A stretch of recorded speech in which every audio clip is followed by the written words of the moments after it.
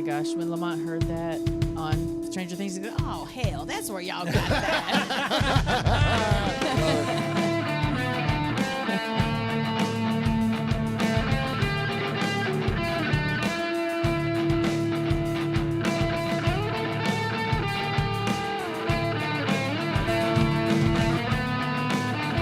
Corey Fleck. Corey! I was just thinking about Corey the other day. Were you? Yeah, because I was looking back through some pictures from our tailgate. Oh, nice. Yeah. Nice. Hey, it was Corey Paul. and they're getting his 51 Compton jersey signed. Oh, yeah. What's up, Paul? Alon Bush, B. Al, Jordan Ford. Oh, we got the gang coming in. Yeah, we do. They were waiting. Hey, Raider Kyle. Hey, Raider Lorian. Hooligan Nation.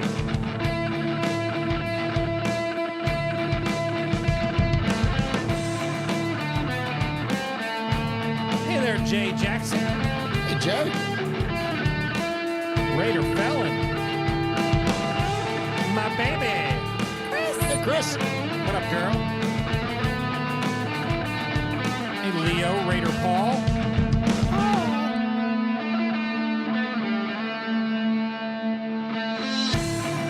Corey Flex said he missed a few shows because they had a baby 7 days ago. Congratulations. Hey, Mr. Wrong.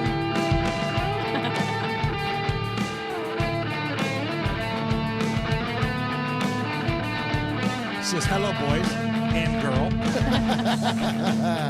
Oh, look at Corey's even got his Compton jersey on in his Yeah, he does. profile picture. Yeah, there. he That's does. funny. Yeah, and it's signed. That's great. Yeah, it is.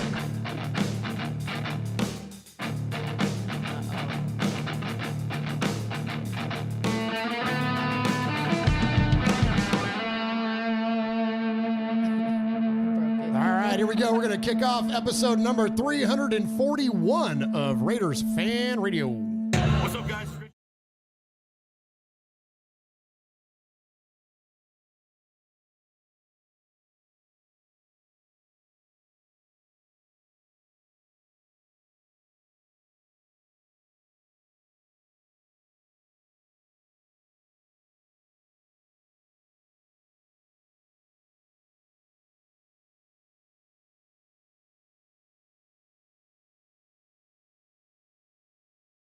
Raiders on the podcast that benefits the One Nation Foundation. It's a great cause. It's a great pod. Tune in, turn it up. Here it comes. All that Raiders info and takes coming at you right now.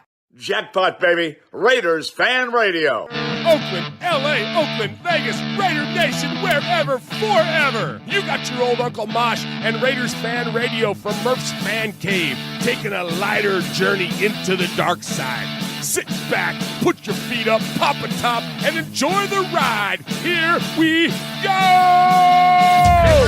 Look left, look right, Bolitnikov, a leaping pass, touchdown! We miss you, we love you, and we'll see you in the Hall of Fame. When you have great coaches, then after you have great coaches, you get great players. You have a great organization, and you tell them one thing: just win, baby. Way up the middle, intercepted Piano at the 50, time running down. Oakland football, and I think Oakland victory. The Oakland Raiders have scored on the most zany, unbelievable, absolutely impossible dream of a play. Well, I love this team. I think this team can win. I think this team can win. You are listening live to Raiders Fan Radio. Take it away, guys. Why? Thank you, Brett Musburger. What is up, Raider Nation? Do me a favor, please. Keep an eye on the chat there, just in case we're getting an echo, because I had to hit a setting there, so that's why we had no sound. But just want to make sure we're not doubling up on audio there.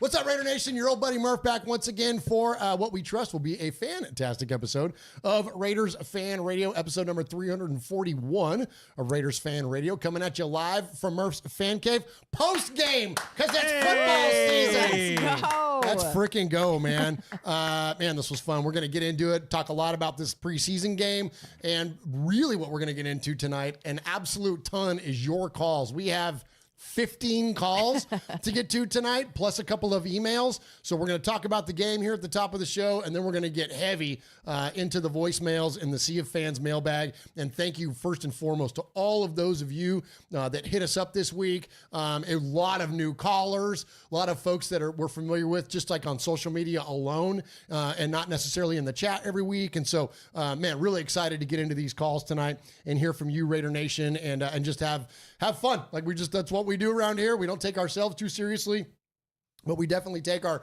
Raider fandom seriously. So, if you're if you like them, crack a frosty adult beverage, sit back and enjoy the ride here tonight in Raiders Fan Radio, where we just like to have fun talking about our favorite football team. But guess what? What? I don't do this show alone. Thank goodness. I know, right? Holy cow. I know. Well, first, I guess I got to tell them where to find us too. Well, if you're on the YouTube, you've already found us. Yeah. And if you're in the chat, you've already found the chat. In case you've never joined us on the chat, join the chat at youtube.com/Raiders Fan Radio each and every Wednesday night at 4 p.m. Pacific, 7 p.m. Eastern. And if you're an audio podcast listener, thank you. And if you're not an audio podcast listener and care to be, you can find us on any audio podcast service just by searching for Raiders Fan Radio. And all we ask is that when you get there, you like it, you subscribe it, you review it. All that stuff helps the algorithm out, and helping the algorithm helps us get more listeners. And if we have more listeners, we get more fundraising. And with more fundraising, we raise more money for Raiders-related charities with our foundation, the One Nation Foundation. So thank you to all of those of you that helped raise money already this year for the One Nation Foundation. Thank you to everybody that's a member. For everybody that's a member and has a cool green name there in the chat and has the fun emojis and all that stuff. We appreciate you very much. And so again, without further ado, I also appreciate very much the two best co-hosts in the game. And we'll start off with the guy that adorns the Eastern Annex of the Murf's Fan Cave desk, sitting to my left. He is my best friend and yours, and he is Swag Jeff. It's Style and Profiler. What up, Swaggo? Ah, man. We get to talk about football, bro. Football, bro. Oh, my gosh. And what a game it was. It didn't go our way at the end, but, it's preseason, so that part didn't really matter that much. But we got a lot to talk about. Can't wait to get into it, man. And, dude, I'm so friggin' fired up. When do we play again? We play, is it Sunday? It's late. Saturday gets the Cowboys. It's like 9 p.m. start Eastern time. On Saturday or Sunday? I think it's Saturday, isn't it? Is it Saturday? Saturday, Okay. yeah. Because we're going to know exactly. No, it's Saturday. Is it Saturday? Yeah, Okay, why good. they wouldn't play that late on Sunday. Well, you never know. Well, it's preseason. It's goofy, man. That's true. Everything is good. I know our game is on a Friday. Absolutely. Yeah. Absolutely. But Murph, we don't do the show alone. Heck no, we don't. No, thank goodness for that. So it's sitting over here to my left, adorning the southern annex of the eastern annex of the Murph's Fan Cave desk. Please welcome in the lovely Michelle Swag. Hi, Michelle. Hey! Oh, man. It was so damn good seeing the silver and black on my television. Golly, right? man. Yes. Yeah. And now we get to see it every weekend. I'm so damn excited. So good. Man, It's I'm so ready. good. Go. Yeah, It's let's time. go. We need to get that Bruce Buffer. It's time. Oh, Yeah, nice. we need to get that. We need to get that set up. But anyways, we appreciate you, Raider Nation, so very much joining us live here for this episode of Raiders Fan Radio. And listen, without further ado, Do. Come on, Michelle. One of you Yeah. actually watches and pays attention to this stuff. Swag Jeff. I know, right? That's pretty good. We're too busy being a pipe hitting bitch. You might even be able to keep up with some of this stuff. Ooh. Don't make me. Don't make me. It's in the pocket. I had to work It's that right in because here. I saw Anchorman You 2 did. not that long ago. Don't so funny. tell us about your Don't pocket. make me. Pocket? I don't want to hear about your damn pocket. I said it's right there in your pocket. I was talking yeah. about your pocket. Yeah. So maybe nobody's pocket should be talked about. Moving right along. That was an Uncle Mosh thing. Yeah, right. Yeah. Oh, that was an Uncle Mosh.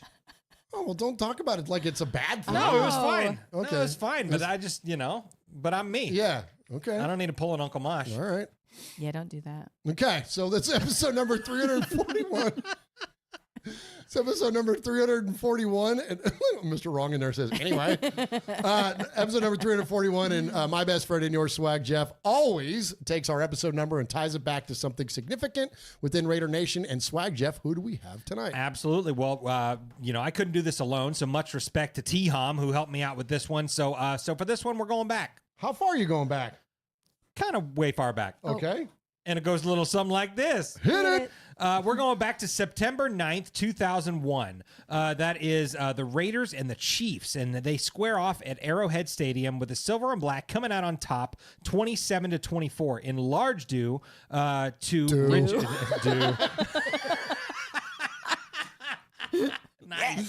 Nice. Rich Gannon.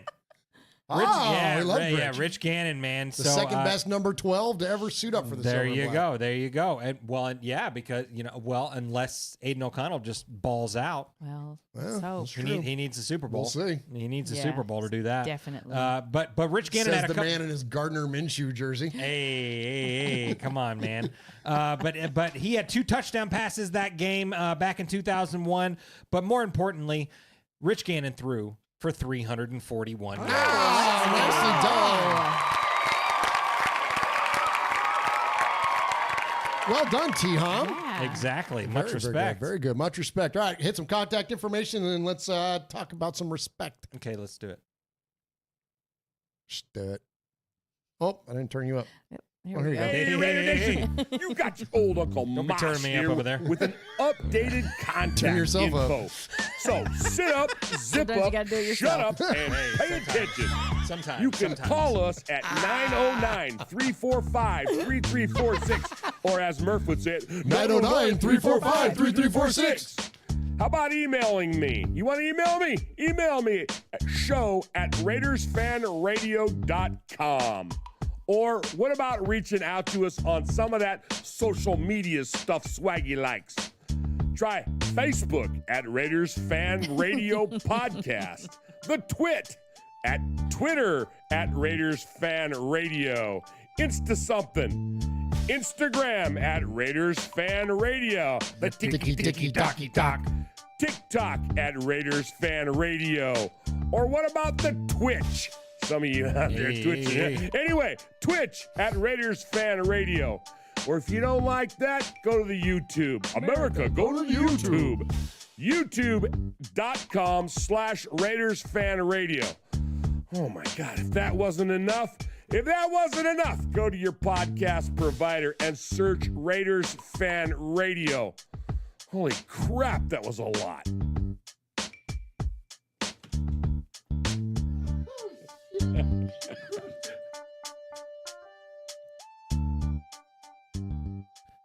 Good. Solid effort. Let's go. Come on. Nice. Let's go. Nicely Let's done. go. Nice, Did you guys see what Jordan Ford says in there? What did he say? Some areolas and, what are you going to do? What's Better than that. It's better than that. Nice. Oh my gosh. We appreciate everybody that's in the chat room. Let's go ahead and shout them out there, Swag Jeff, before we get into Absolutely. respect. Absolutely. We got Hooligan Nation, PSP Raiderettes in there. Kevin the Raider Nerd's in there. What's up, Kev? Jay Jackson's in there. Paul is in there. Jordan Ford. Evil Gru is in there. So Evil Gru says, hey, man, I'm going to tell you something, guys. Murf's the greatest radio host I've ever coached.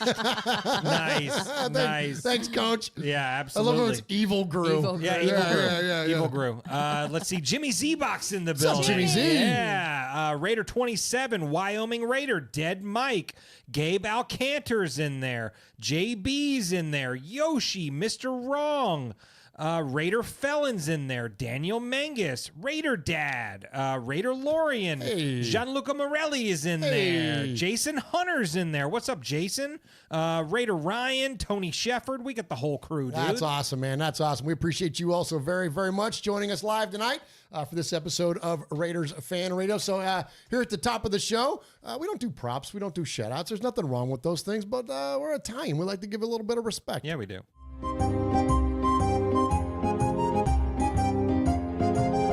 Murf, Swaggy J, Nation, it's time for a little respect. You know, respect ain't bought, it ain't sold, it ain't demanded, it ain't negotiated, it's earned. And without blowing smoke or giving shameless plugs, we want to say salute and much respect to the following folks.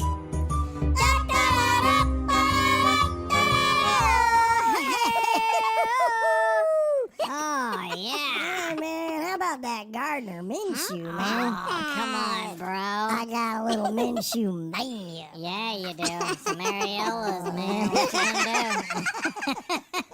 What are you going to do? What are you going to do? Oh, my gosh. All right, before we get into the game talk, we got to get into a little bit of respect. Yeah. And so we like to give respect at the top of the show. And I'm going to start off with a guy that I don't know if he's ever even been in our chat, but he is always on the Twitters. Oh, good. And so I was exchanging some paint with Brett Rader. Brett Rader on the Twitter there answered one of my videos that I post little clips of the show on there and all that stuff. And he wrote this: "Can you also have a conversation with your group?" So that's you too, chat room. Okay. With your group and see where your thought is about Getsy being able to scheme against this defense. It's on him to scheme with not only the player's strengths, but to adjust to what the defense is doing. Okay, then the reason I wanted to respect him was that, first and foremost, not only just like the positive interaction on the Twitters there, but I thought that was a great question that Brett Rader lined up. Because listen, you can have a lot of Twitter interactions. Like 99.5% of ours are very positive, but there are some tools out there too that we will run into now and then. But I thought that was a really good question, and I would just answer it like this. I love that idea because like we've talked about with the whole Josh McDaniels thing. You can have a brilliant strategy, but if you don't have the culture and the institutional support to drive your strategy and commit to it and execute it, then your strategy is worthless. You know what I mean? So I think that the true talent in coaching is to do put your players in the best position to be successful. And I know we're going to talk about this in a minute, so we'll keep our point short. But like if you look at the way that this game plays, so to answer his question, the way that it was schemed or planned for this Raiders team in this game was brilliant. I mean, like look at what he did with Brock Bowers. That just used that as an example alone. Put him in positions to get advantages when it came to matchups. And I think that's what you do, is that you scheme around what you got. Yeah, absolutely. And I think he did great with both of the quarterbacks.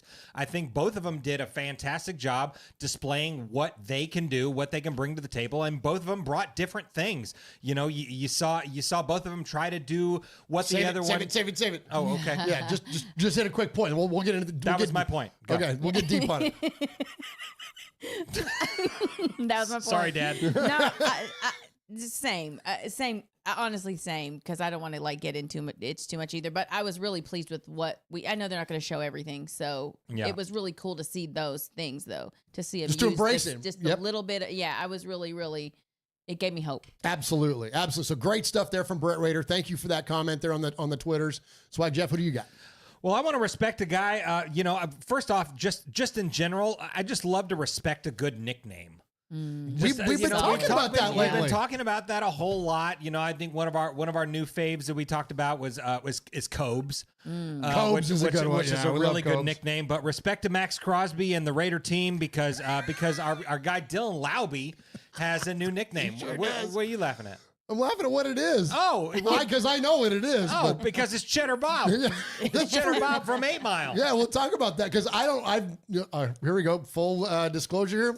I know of it. I know what it is. Well, he shot himself in the leg. Well, I had to look that up because I didn't know who Cheddar Bob was. Yeah. Yeah, I had to look that up. Uh-huh. But yeah, when you look at the way that got his look and his delivery and everything, I'm like, okay, that's a pretty damn good nickname. Yep, a little dopey and all that stuff, but hey, but he gets the job done. He's always there for you. There you go. His old Cheddar Bob. Michelle, who do you got for respect? Okay, so I want to respect Devontae Adams because he had a son. He's got 2 daughters. And he had a son, and he was away for a little bit, and now he's back. But shouts out to him and his wife. Absolutely. Congratulations. Congratulations to the Adams family.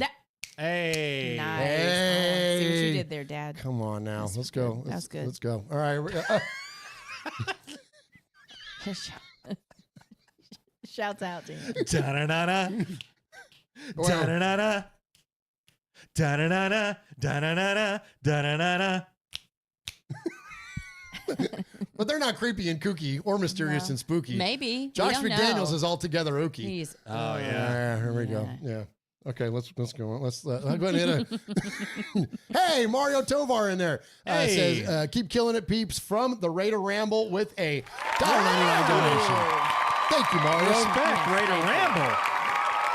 Appreciate that. Mario goes way back with us. He sure does. I give a lot of respect to Mario. We had him on back when it was just like just Mario and like a little blog. Yeah. And now Raider Rambles turned into a great place to get some Raider news, man. So much respect and much congratulations on all your success over there, Mario. Keep up the good work, my man. Yep, absolutely. And that money goes directly to the One Nation Foundation. Tell them about the One Nation Foundation, Swag Jeff. Absolutely. When we realized we could start making money doing this show, we decided we wanted to give it all away. And so we give to different Raider-related charities, whether it be the good folks at the Max Crosby Foundation, our great friends at Raider Dad with Josh Kamenite, and the Bolitnikoff Foundation. We give to all those different Raider-related charities. We're going to be presenting a check at the preseason game, the final preseason game, here in about a week and a half or so. Yeah. We're going to be down there for the final preseason game. And we got some against pub the Niners. going on, some like news type scenario. My God. Well, we got the news going to be there. We got the Raiders themselves are going to be there. We got some people that are going to be showing up, man, and we're going to be presenting a $3,000 check on behalf of you, Raider Nation, on behalf of the generosity that you've given all year long. We're going to be presenting that to the good folks at Raider Dad because we're sponsoring, what is it, like 50 families that are going to be going to, is it 40, 50? I forget how many they're up to now. It's a bunch because it's a bunch. they were getting so many that they're doing the Cowboys game too. So I think that collectively between those, they're up to like 40 or 50 kids. Okay, now. that's I think there's 29 at ours. That's fantastic. But that's going to grow. It always does. Yep. Yeah. And Kevin the Raider Nerd says he'll be there at that event too. So Absolutely. It'll be great to see He's him. going to sit with us. High five. Oh, good. He said it's you, me, Fabricator Gil, and Kevin. Oh, I didn't know that. Yeah, well, it's gonna be good. fun. Well, why you don't ever tell me nothing? I just told you It was, just now. was going to told be a me just now. surprise. But I no. don't know. Kevin wanted to my surprise you. gosh. Oh my Holy God. cow. Holy shit. A good friend Intel in the chat, man, Oh, man. just dropped a $100 donation to the Oh One my Nation gosh. Foundation. Thank Wow. you, Intel. Thank you, Intel. Thank you so Cannot very- thank you enough. Wow. Dang, man. Wow. Thank Yeah, you. That's Martin says incredible. Intel. Bang. Absolutely. And do we have like Intel, like thank you first and foremost. Yeah. Like Yeah. from and you know where that money's going, and man, we cannot appreciate you enough. We appreciate all the generosity of Raider Nation. But when you see bombs like that come into the chat, man, it really just brings a lot of reality to what you all do and your generosity. So thank you for that very, very much, Intel. Yep. We appreciate you. And send Jeff your shirt sizes, please. Let's get him a couple of Let's get you a shirt. Let's get him a couple of shirts. And Yep, Yoshi, and in Yoshi there. in there with a Thank you, 10. Yoshi. Thank Much you, Yoshi. respect. Much respect. Thank you, guys. Gosh bless it. Yep. I love on a night like tonight. We're not even giving stuff away, man. And then Yeah, you still guys generosity still comes Yep. through there, man. Thank you 100%. all so very, very much. That's incredibly kind. Thank you. All right. So shoot, I don't remember where we were at now. I don't know. Just hit a break here. Let's talk about this game. Okay, let's do that. Wow.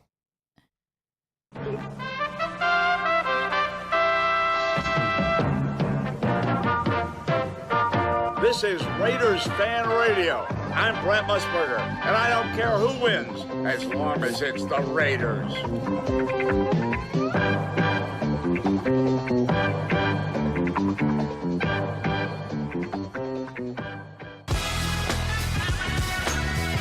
Oh, that's fitting. Right? Hey, what's up? It's Brockman from The Rich Eisen Show. And it's Del Tufo from the Rich Eisen Show. You're listening to Murf and Mosh In the show. on Raiders Fan Radio. And swag. And swag. And swag. I was waiting. I didn't hear your name either. And swag.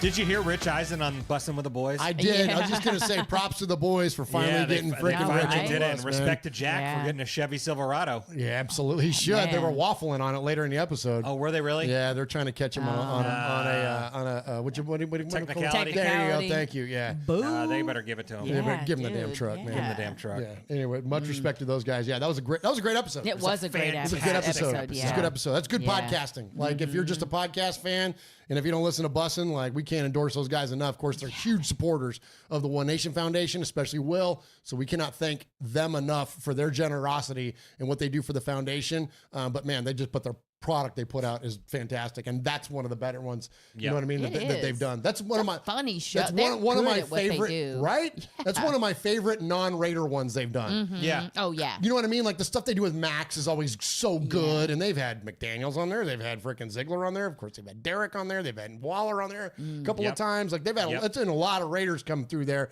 but that one with freaking Rich Eisen, that was up there with me for one of their best that they've done. That was a good one. Freaking Rich led that show. Yeah. Oh, dude. Yeah. Like Rich is such a professional. He's Rich Eisen. Yeah. Yeah. You know what I mean? Talk about a legend, man. Yeah. Yeah, that was killer. All right. So speaking of Max Crosby, before we get into the game itself, we never talked about this. You know, so the NFL does their annual list of the greatest 100 players.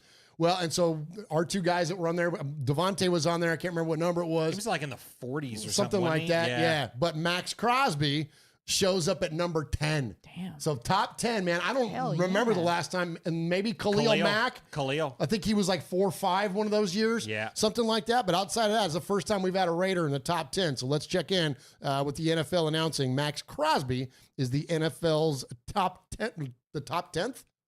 Top 10th? The 10th player? best. Wow, that is hard to say, huh? 10th best player. There you go, 10th best player. There we go. Mike Tyson. You put number one on the top 100. Number one, easily Max Crosby. The first thing we wrote down at OTAs in camp is whoop the man in front of you. Whoop his ass. If I'm just thinking number one, I'm thinking Max. Every second is just greatness with him. Max Crosby. Not just because he's my teammate, he's my guy, but just looking at what he commands and what he does, it's insane. Humble, every time I go out there, I feel like I'm unstoppable. I love it. I love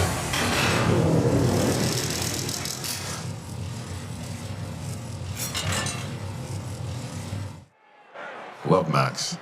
Plays the game with a hell of a motor.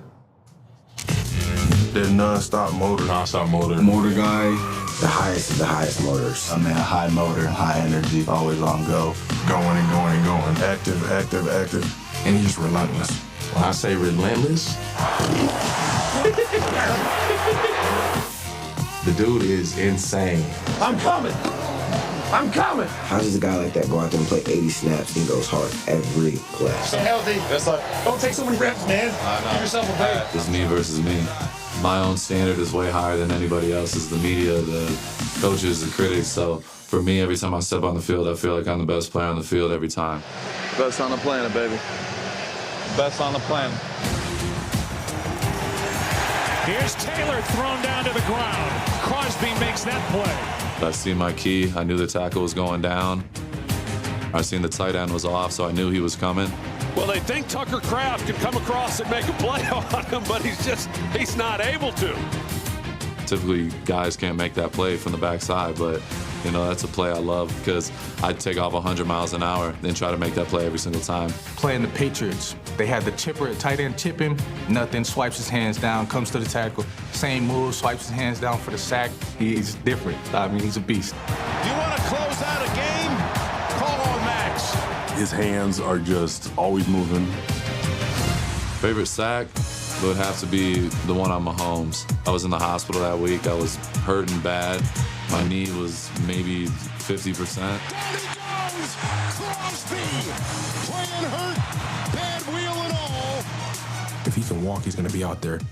Honestly, no one would have played other than him. If you got, 2 legs, 2 arms and a heartbeat, there's no excuse. I want to be out there for my brothers. Max Crosby absolutely demolished the ball carrier. I mean, this guy is amazing, what he's been able to do, and the focus that offenses have on him, and yet the impact he continues to have. Crosby is a monster, probably playing the best defensive football in the league. So we're going to pay a lot of attention to him. So 98 is a problem. Just goes and goes and goes and goes. Doesn't get tired. Probably playing the best football of any defensive player we've played against this year. 98 may be different, boy. 98 may be different, bro. He may be the best player in the league at this point. Getting to see that on Hard Knocks was really cool. Honestly, it's like the ultimate respect. That's what I want. I want every single quarterback, I want every single coach to be like, when they get asked who's the most disruptive player you've coached against or played against, or who's the most dominant, like I want that to be me every single time. Best in the business, my guy. Best in the business. So in that Bussin' episode, they talked about, was it that episode? Yes, they started talking about when they vote for this, and they vote for the NFL's top 100 players in November. Okay. Yes. So pretty good ways out still for the season. We got the rest of November, all of December, and then even early January. Max might even have been higher. Yeah. Oh, absolutely. You know what I mean? Because the defense closed out so strong. But to know that, like, and these lists are funky, right? Because, players don't always make like the best GMs. There are the Ozzie Newsomes of the world, but there's also the Reggie McKenzies of the world too. Like, they don't always pan out into like the most brilliant GMs. So I never trust entirely the player's opinion. But I do think that in terms of respect, the fact that Max Crosby is this high on the list, I think that speaks volumes. And I think that that's also going to be contagious. That if you're playing with, if you're Malcolm Kuntz or if you're Tyree Wilson or whatever, you're playing with a guy that is revered around the league as a top 10 player, maybe even one of the best players, if not the best at his position in the league, that's got to drive, even just that alone has got to pull something out and an example of leadership. Don't you think?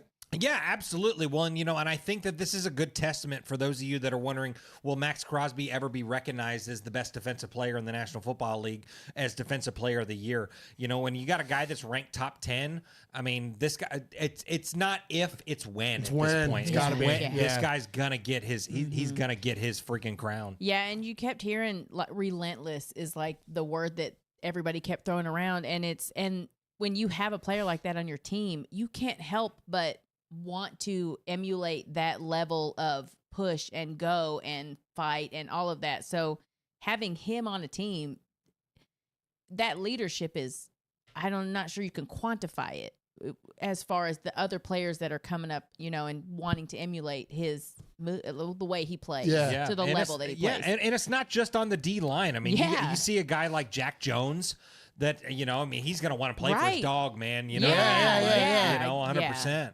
I want to know, so I'm going to ask the chat room, and I'm going to ask you two. We'll start with you, Michelle. Okay. If you had to pick a player that the majority of Raider Nation says of their current crop of the Raiders, who their favorite player is? Yeah, I mean, it would be Max Crosby. Yeah. You think so, I would right? think so. Yeah. Would think so. Yeah. And who's second? Devontae? Devontae, I would think. Yeah. Yeah. Is that it? And I'm curious, chat room, tell, like, out of the current crop of Raiders, who's your favorite? Like, because I'm trying to Jack Jones. He actually is probably my favorite, but I think the collective would probably say Max Crosby. Would say Max Crosby. Yeah. Mm-hmm. I would say this, that if Jack Jones does, and it looks like he's does again what he did last season, he going to be on something. There's going to be a lot of 18 jerseys in the freaking crowd, man. Yeah. Because did you see where they Madden the game actually how they have him ranked? Well, he's ranked 74 over. Well, not ranked 74. He's got a 74 overall rating in the game. But his famous now catch against what's his bucket, that was the Chargers quarterback at the time. Easton Stick. that jump up in the air, catch it right off your ear, that whole thing. That animation is now in the game. Oh, really? Is it really? They put his animation, because he tweeted it. He's like, y'all put my animation in the game and rated me a 74? Man. Wow. Like, what the... You know what I mean? Kind of a thing. Like, he didn't say that like that, but I will. Yeah. You know what I mean? But but anyways, no, I think Jack Jones. So who else, chat room? Let's see. Oh, Brock. Oh, well, Brock might climb the list quick. I'm sure he will, yeah. Brock will climb the list quick. I saw a couple of Nate Hobbs in there. I do like Nate Hobbs. I do like Nate Hobbs a lot. I like Nate Hobbs a lot. Yeah. On the defensive side of the ball, after. So is he next after Max? And again, we're just talking about pure favorites. No, I think it goes Max, Devontae, Jack. I think those are the solid top three. That's the top three. Brock Bowers will move his way into that. And then Brock will move it up. If he has a big year, he can move it. And another guy that's kind of going to move up on everyone's list this year when they see a whole lot more of him is Christian Wilkins. Oh, yeah. Oh, that's true, too. Christian Wilkins is a fun guy to watch. Yeah, he's very Raidery. My sleeper is Malcolm Kuntz. I really like him, too. I want to see him really. I mean, he was already balling out I really want to see him. Well, Like, especially at the end of the year, like he's one of those guys Antonio Pierce unlocked. right? Yes. Yeah. You know what I mean? Absolutely. Like, 100%. Yeah. And another guy that Vegas Raider Pete says right there is Cobes. Oh yeah. Yeah, Cobes. Yeah. Cobes, I mean, he was electric in that preseason game. Oh my gosh. We have a man. lot He of. was all over the place. Hey. He's all over the place, all right. Spillane getting some love, says Wyo in there. That's a him good too, one. Yeah. Dude, I love Spillane. Jamie Zebach says Nate Peterman. Part of the all neck team. All neck. Yeah. All neck and a peanut head. I feel that pain. Guard Dog was a fan since Washington State, says Jordan Ford. Oh, okay. Well, I'll tell you what, if he leads us to a playoff game and victory, that's my guy. He's going to be a lot of 15s in the room too, just like old Swaggo was rocking over there tonight. All right, so speaking of Max Crosby, though, hey, you know what? It may be football season, but I tell you, more importantly, Raider Nation, it's Baldy's breakdown season. Yeah. So let's check in with the great Brian Baldinger as he tells us about how Max Crosby looked in this opening preseason game. This is Max Crosby, played about a dozen plays. I thought teams didn't game plan in the preseason. Well, if this isn't a game plan, tell me what it is. Here's the tight end hitting Max. Here's the back Ty Chandler coming over. Here's the right tackle O'Neal. Here's the center. They're all waiting on him. Like he just saw 5 different players right here try to just slow him down. I thought that wasn't supposed to happen in the preseason, but it is Max Crosby, and he does do that to you. Nice throw that time by Darnold, though, to Jalen Naylor. Nope, that's it. Okay. All right, so thank you to Brian Baldinger. Surprise. And, so I thought that was great to hear Brian Baldinger, the guy that literally gave Max Crosby the Condor nickname. So 2 things. I want to keep it about Max, but I also want to flip it to the other side of the ball and talk about Brock, too. Brock. So he was literally triple teamed, that Max Crosby was, at 3 different points. They had 3 different blockers on that. That's the kind of level that this guy's playing on. That's the kind of respect he's going to get. So to your point, Michelle, Malcolm Kuntz, right? Christian Wilkins, whoever else, like those guys have got to get free. Oh, they got to eat. They've got to freaking have an impact. And to go to the other side of the ball, there was one play. It was, I can't remember exactly how it worked out, but it was a rollout and Brock went in and was like a yard into the end zone. And there was a running back coming down low. So the defender was kind of keeping an eye on the running back and Brock too. But there was 3 guys on him. No.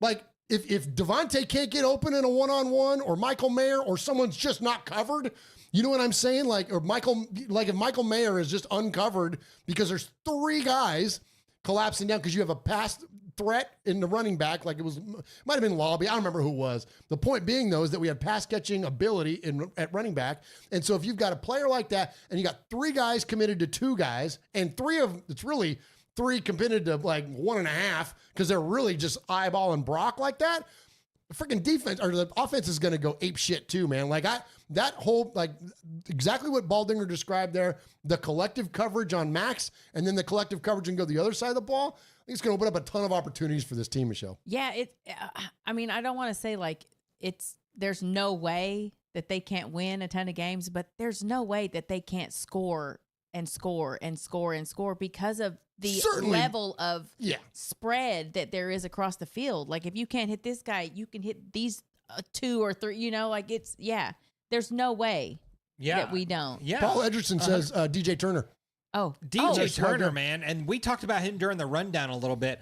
I don't think that dude's going to have to worry about a roster spot at all. Like this dude, I mean, and even Devontae Adams was hitting him up on social media and stuff and be like, your time, young blood, or whatever he said. But like, I mean, like they're all about some DJ Turner right now, and couldn't ask for a better guy to have that happen to. He's great. But to keep it on Brock, I love that they had Brock in all these different positions. You know, they did show their hand a little bit on how they were going to play Brock this year because he was lined up in the backfield some. Yeah. I mean, I think they said he was lined up at fullback. I think a couple times. Yeah, a couple times. Twice, and then wheeled him once, which was awesome. To like see him go out and then upfield to catch up. I'm like, dude, this guy's gonna be literally all over the field, and like to mask it like that. Like, I mean, the defense isn't gonna know where he's gonna be lined up and what he's gonna do. But it's that's like, gonna be amazing. You said they showed his hand, like they showed his hand. They showed their hand, but you're not gonna be able to stop him, even if you know it's coming. I don't think you're gonna be able to stop him. Well, who's gonna go up? Who's gonna go up there and cover him? Exactly. You know what I'm saying? Because Right. like, are you gonna have a freaking a corner? Or a slot player come in and account for your fullback? Right. Hell no, you're not going to do that, right? So he's going to get likely a matchup on a linebacker, if not a defensive end. Right. You know what I'm saying? Yeah. Like, and that's a complete mismatch. He'll Yeah. all day long, man. Like that's the matchup potential. I think that's one of the things that excites me a lot about this team is that when you look around, like whether it's offense or defense, but we'll keep it on the offensive side of the ball, the matchup potential for this team is insane. Because again, you can't, if you got Brock, even if he's playing up on a line of scrimmage and you do decide to commit a good coverage linebacker, well, he can outrun him. If you put a big corner on him, he can outbody him. Like, right. You bring a safety down, same thing. Like there's so many different ways you can create matchup advantages for the Raiders.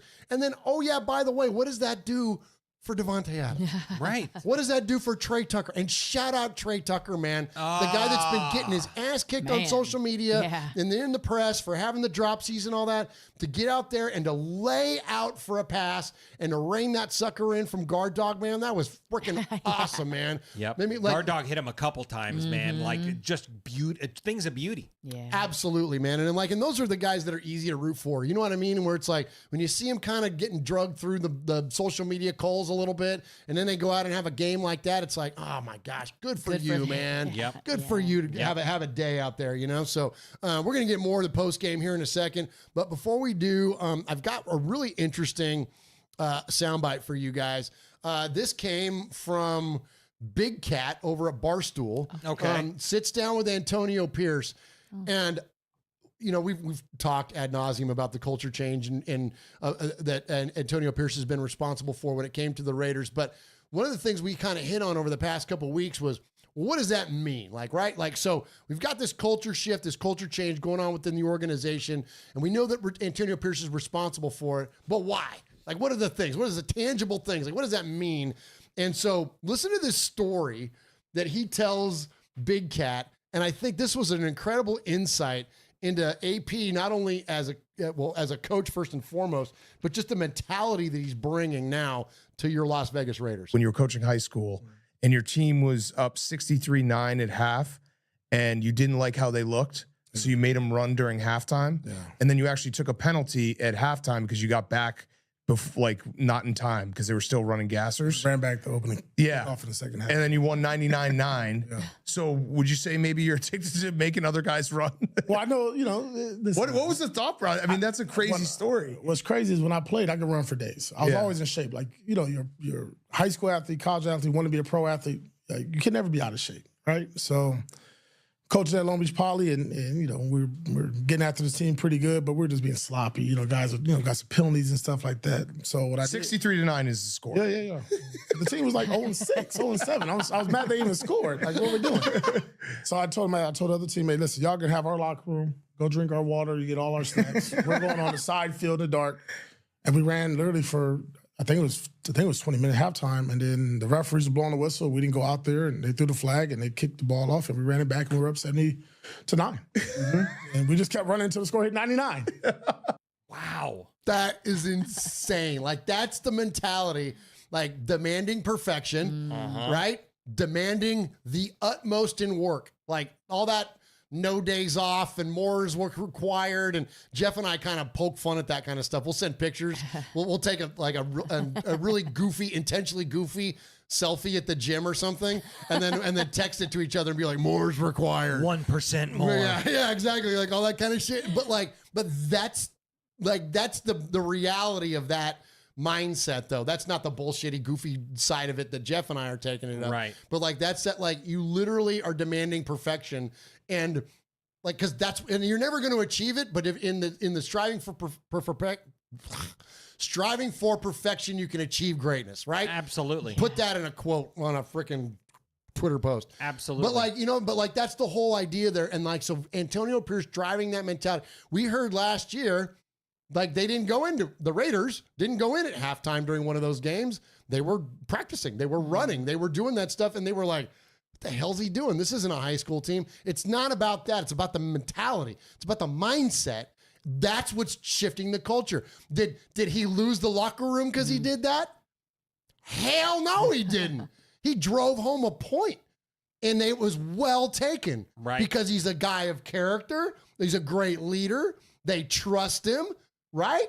Like it's such amazing leadership. And so I loved that story. I loved what the story about him doing it to the Raiders this past offseason, Jeff. But this is like such a microcosm, hearing that story of why the culture is shifted. Yeah, absolutely. Well, and I think, that mentality right there is going to be why, I saw a lot of people freaking out and, maybe for good reason about the run defense of the game that we just saw, even the starters. Even and early stuff, on, early on, the starters, we struggled a little bit in the run game and all that. But this is one of those things, this coaching staff and this culture, I feel like when we have a bad game, it's not going to turn into 3 bad games. It's not going to, you know what I mean? Preach on that, dude. Let's it's go. not going to keep going. Because he sees it. He sees it. He doesn't even have to be called out on it at the press conferences or anything like that. He goes, hey, we missed the mark. We missed the mark, and it won't happen again. Even he did that with himself with the freaking timeouts. He's like, hey, lesson learned. Yeah. I ain't going to call timeouts like that again. I'm going to get better. You know what I mean? So, the bad games won't turn into bigger problems. That's huge, Michelle, because we've seen this team snowball. Yeah. Yeah. How many times? You know what I mean? Too many. Yeah. When you're doing those things, you're instilling the mental toughness. And then when everyone's bought in and they're all on that level, you're right. It happens once. It doesn't happen again. It doesn't just snowball into a 3-loss streak, and instilling that mental toughness. I think the people that can't hang fall away. And then you just put someone in their position that can handle the level of toughness that they need to be at. Absolutely. And let's talk about this timeout thing, because people are bringing it up there in the chat room. Let's see, who was it? Martin in there says the timeouts were strange. They were. I agree. It was. Yeah. It was strange, but it was also game 1 of the preseason. Right. You know what I mean? So like I've talked about a lot here lately when it comes to quarterback play, or even we'll just say negative plays on the field as a whole. What's the context? To me, it's way less important or way less informative, a guy that throws an interception when you're up 3 scores, middle of the field, trying to give your guy an opportunity to make a play. Maybe the ball gets tipped, right? Or when you're down 6, you're on the 10-yard line and you throw an interception in the end zone. That's a whole nother conversation in terms of what the impact of said interception is. I think you can take that same logic and apply it to Antonio Pierce in these timeouts.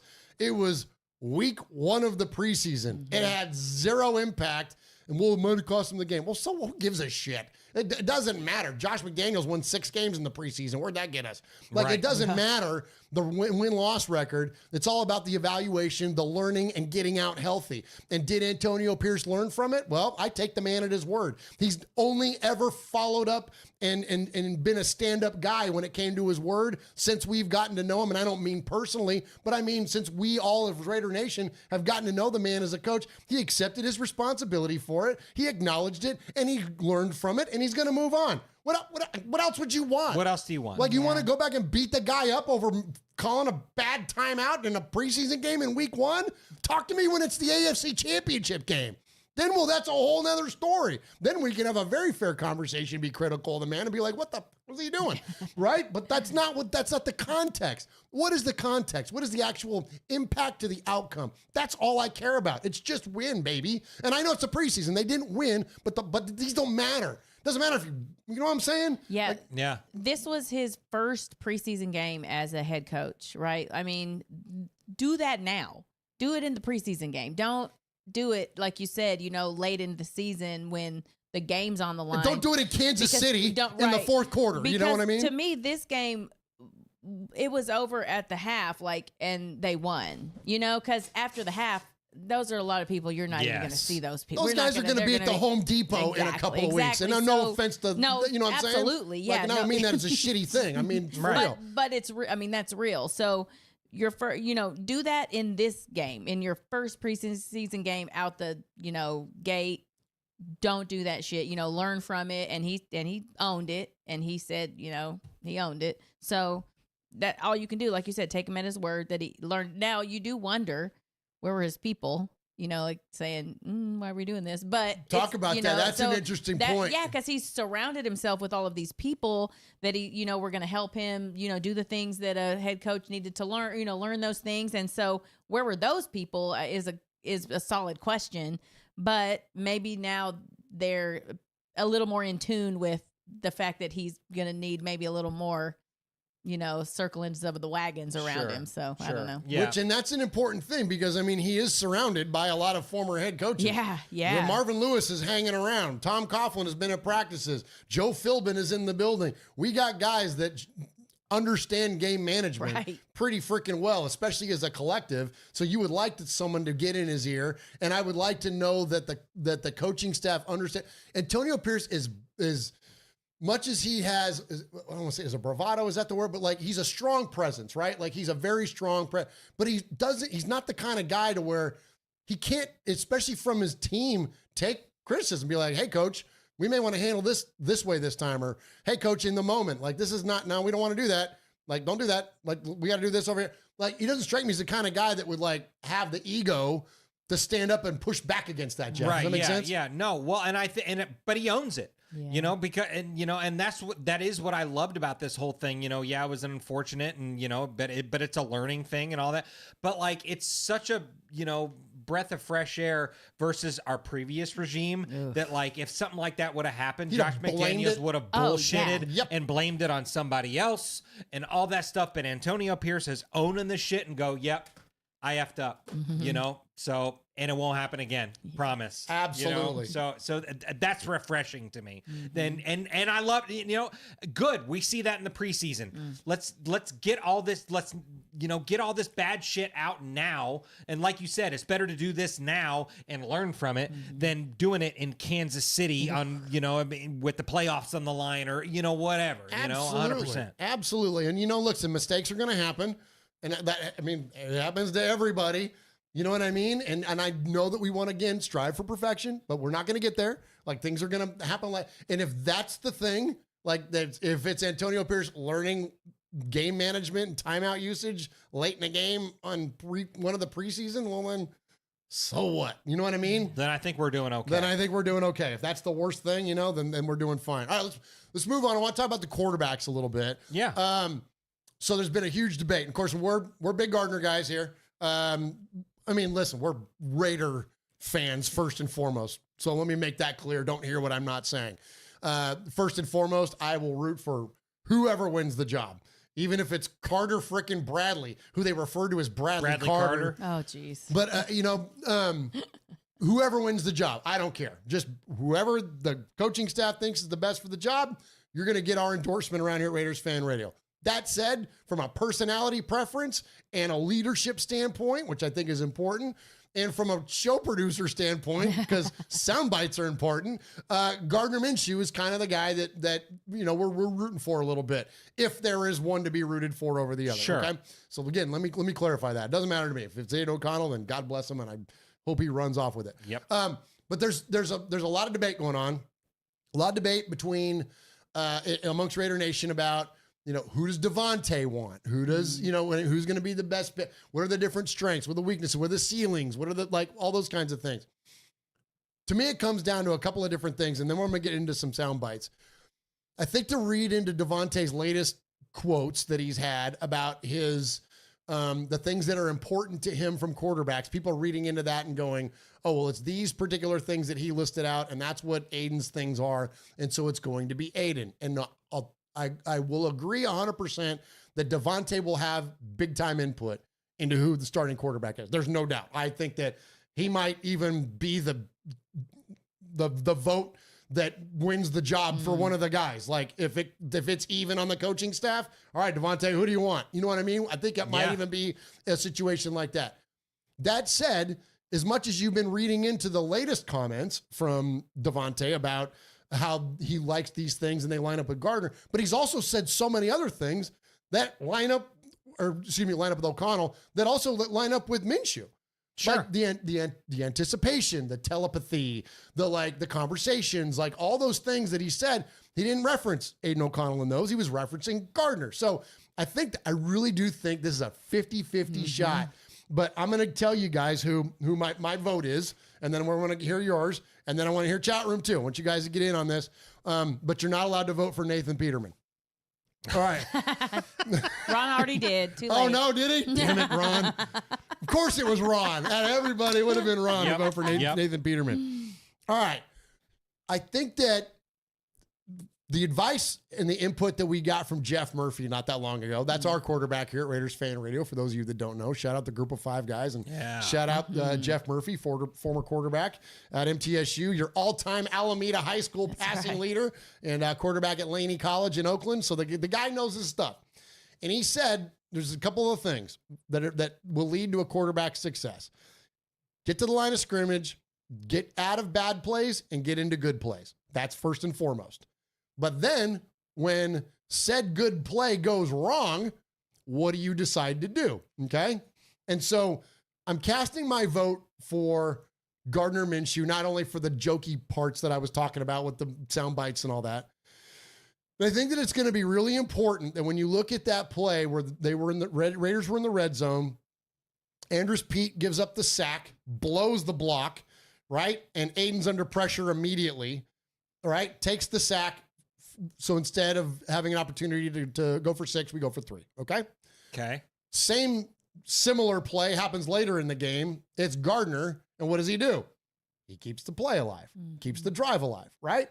And so I think that, and I'm not Mr. like, oh, we got to have somebody that's mobile and somebody that's like, I'm still firmly believe in quarterback's ability to pass the ball and make quick decisions with it is what leads to success, not how well you can run. I still believe in that almost old school mentality. But when you can't move at all nowadays in the NFL, like it's a liability.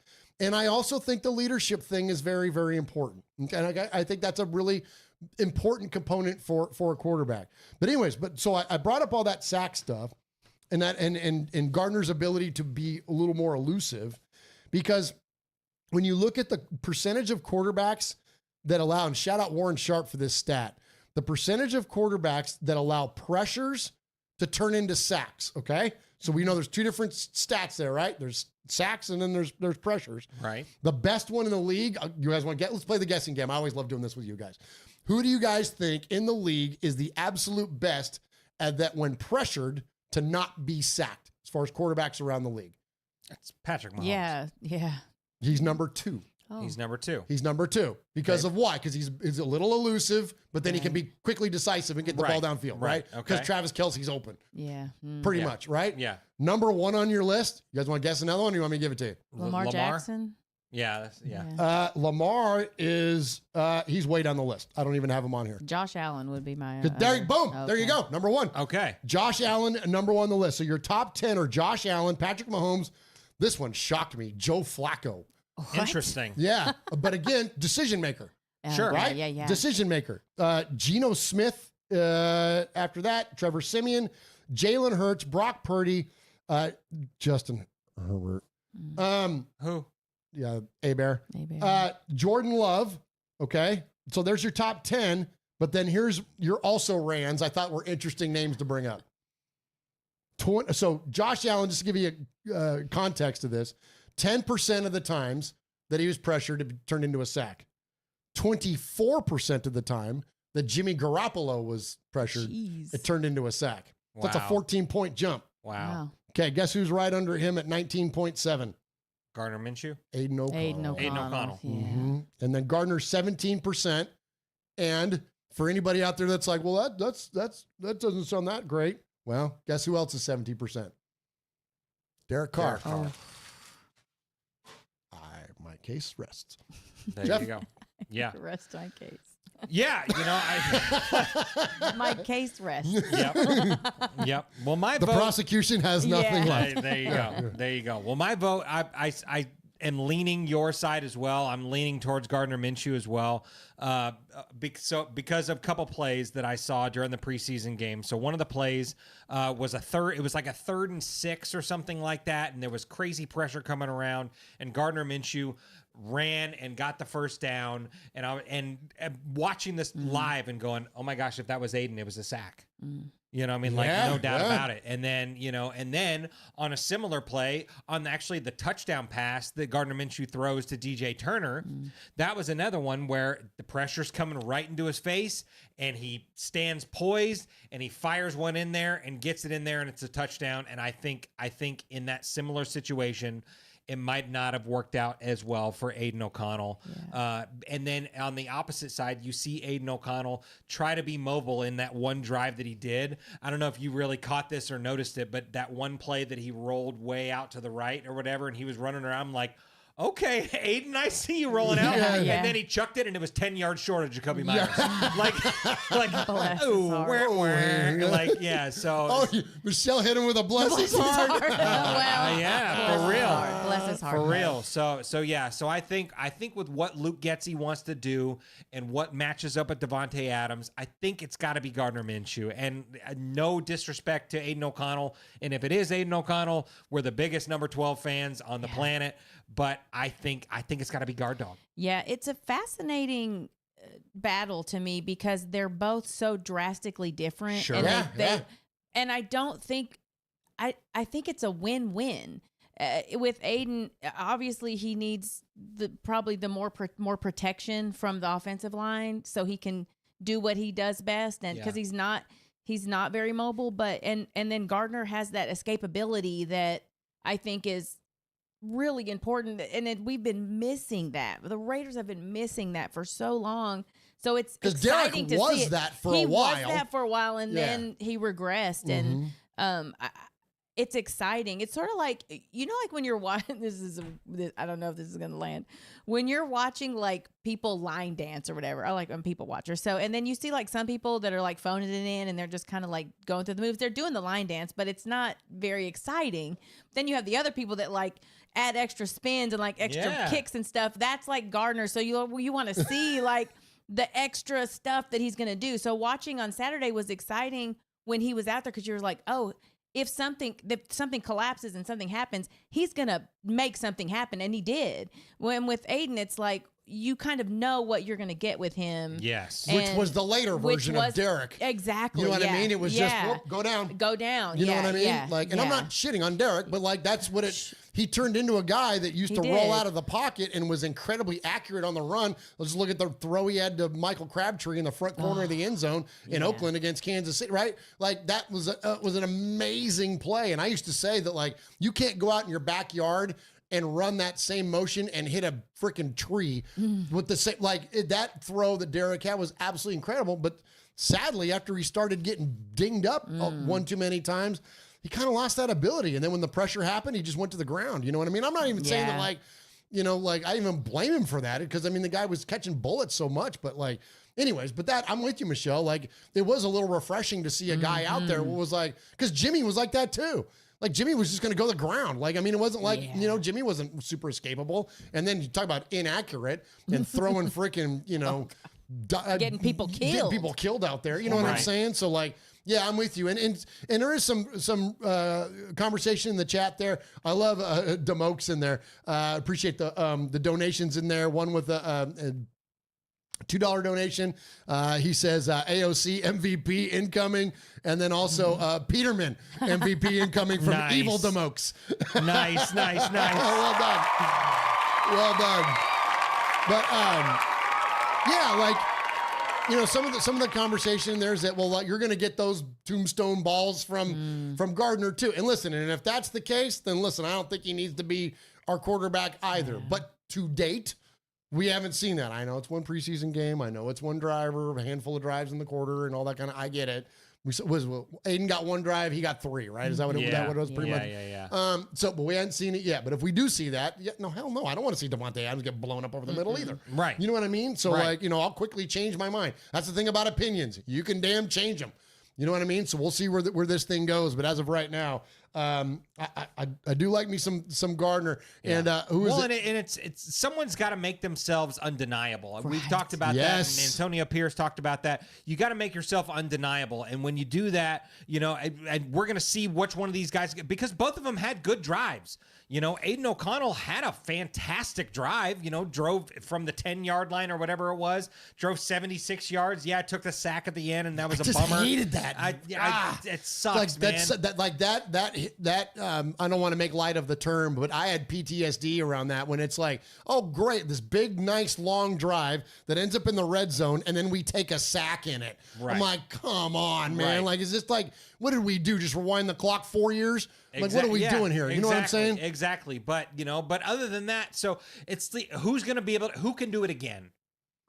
Bingo. You know what I mean? Who's going to do it again this week against the Cowboys? Because I would imagine this week, since Aiden O'Connell started during the game for the Vikings, I would imagine that it's going to be Minshew starting this week. I think that's what Antonio Pierce said he wants to do. He wants to rotate him or whatever. So, but I'd like to see a couple drives out of Gardner and a couple drives out of Aiden and all that stuff. But someone's got to take control. And as of right now, based on what we saw, I think Gardner took control. I think he took control of the team. He took control of the leadership. He took control of the huddle. Even when he had a mistake with the delay of game, he was quick to bring everyone back. All right, let's go. That's what you want. You want a guy that can lead on the field. And right now it's guard dog. Absolutely. And Jordan Ford in there had a couple good comments. First one, he says, so we got a cheaper, more mobile, and less pass accurate, or a little less accurate car. Plus he's a total vibe. Hell yeah. That's great. And then also he says, I thought I read Pierce said the starter will be named after this game. Yeah, that's the way that we all understand it too. I believe that's what it's going to be. Is that we're going to hear it. But I think he already knows. Yeah. I think he's got to. Of course I think he's got to. But I really do. And this is the thing that, and again, testament to the man's leadership.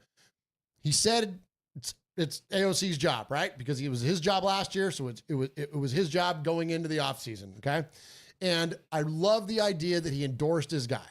And he's going to let his guy get every opportunity to earn the role. But you can't go into the final preseason game without naming a starter. Yeah. I don't think that would be unfair to either of them. I think that you got to understand where your place is and what your role is going to be and embrace it. And so, I think we're going to get it after this game. And I'm going to say one more thing before we get into I got 2 sound clips too we need to get to, by the way. And then we got to get your calls because there's 1,000 of them. Which is awesome. Yeah, it's amazing. Yeah, it's freaking cool. Like, yeah, you guys are doing the heavy lifting tonight because after this, we're just going to kick back and drink. What was I going to say? Uh-oh, shit. It was a good one. Oh, I know what it was. Shout out Scott Gobranson. Shout out Mo Moten. Sure. Yeah. We love you guys. The only Raider podcast I listen to, the Silver and Black Today, because they're freaking, they don't have any rooting interest in it. And so it's the only podcast I feel comfortable enough to listen to because their opinions usually won't or ever will be our opinions. They will just be, and here's a perfect example. And this is why I don't listen to other fan shows. We love all those guys and I support them. And I'll even pop onto their shows and drop super chats and shit, and for Graf or, whoever's going on, Sure. But our guy Rundown, you know what I mean? Like, he's awesome. There's a ton of them. You guys all know who you are. Captain Jack. But so listening to Scott the other day, and he was talking about how he thought this was going to be an interchange of quarterbacks based on opponent, based on, you know what I mean? Like, I love you, Scott, but I think that's an antiquated position to take. I think that, like, this isn't Kenny Stabler and Daryl LaMonica. Like, this, you're not going to, those days of, oh, this guy's going to start this week, this guy's going to start this week. I think that in nowadays NFL, it doesn't instill confidence in either guy. No. You know what I mean? And I don't think that it's a good idea to play the fence. I think that you're going to get a starter name. Now, that said, if said starter doesn't do well, then the next guy might come in. Yep. And then if that guy doesn't do well, like that, yeah. Then the next guy, never mind. Let's go ahead and give Aiden a second shot at this again. He's had 4 weeks while Gardner's been out here throwing tombstone balls, right? Right. So I think that's it, but I don't think you'll get a planned exchange of quarterbacks, if that makes sense. And if I mistook your word, Scott, then I apologize. But I took it as that he was like, they were going to like strategize and go, okay, this week against the Chargers, AOC's got a better shot at him. this week against the Ravens, because of their defense, Gardner's got a better shot at him. So they're going to swap out quarterbacks based on opponent. I don't think that that's the way it's going to happen. But again, if there's bad play that leads to a quarterback change, Michelle, then I think that's where we might see. You know what I mean? Because it gets sort of how often do you decide to do that? Because how bad does one have to be before you put in the other one? So I could see how that could get a little. Although, I mean, in theory, it's an interesting thought though, because when you do think about the defenses you're going to be playing, or the whatever. Maybe you do have one that might shine a little brighter in that, at that game. But I do think it's hard. Then you don't have a quarterback. You have a couple of different guys trying to be, Well, that's the old saying, Swag, Jeff, is that if you don't have a starting quarterback, you don't have a quarterback. If you got two quarterbacks, you got no quarterback. There you go. Yeah, absolutely. But, but I think if you listen, someone asked Antonio Pierce this question like a couple weeks ago during a press conference. I don't know if it was Vinny, Michelle's favorite, or whoever it was, but asked that question of, who is, is there going to be a situation where we see one quarterback one week, one the next? And he said no. He goes, whenever I announce the starter, he's our guy. Okay, so he did definitively say that. He did definitively say that. Right. So that's why, some of these takes and stuff, and I love Scott and Mo, but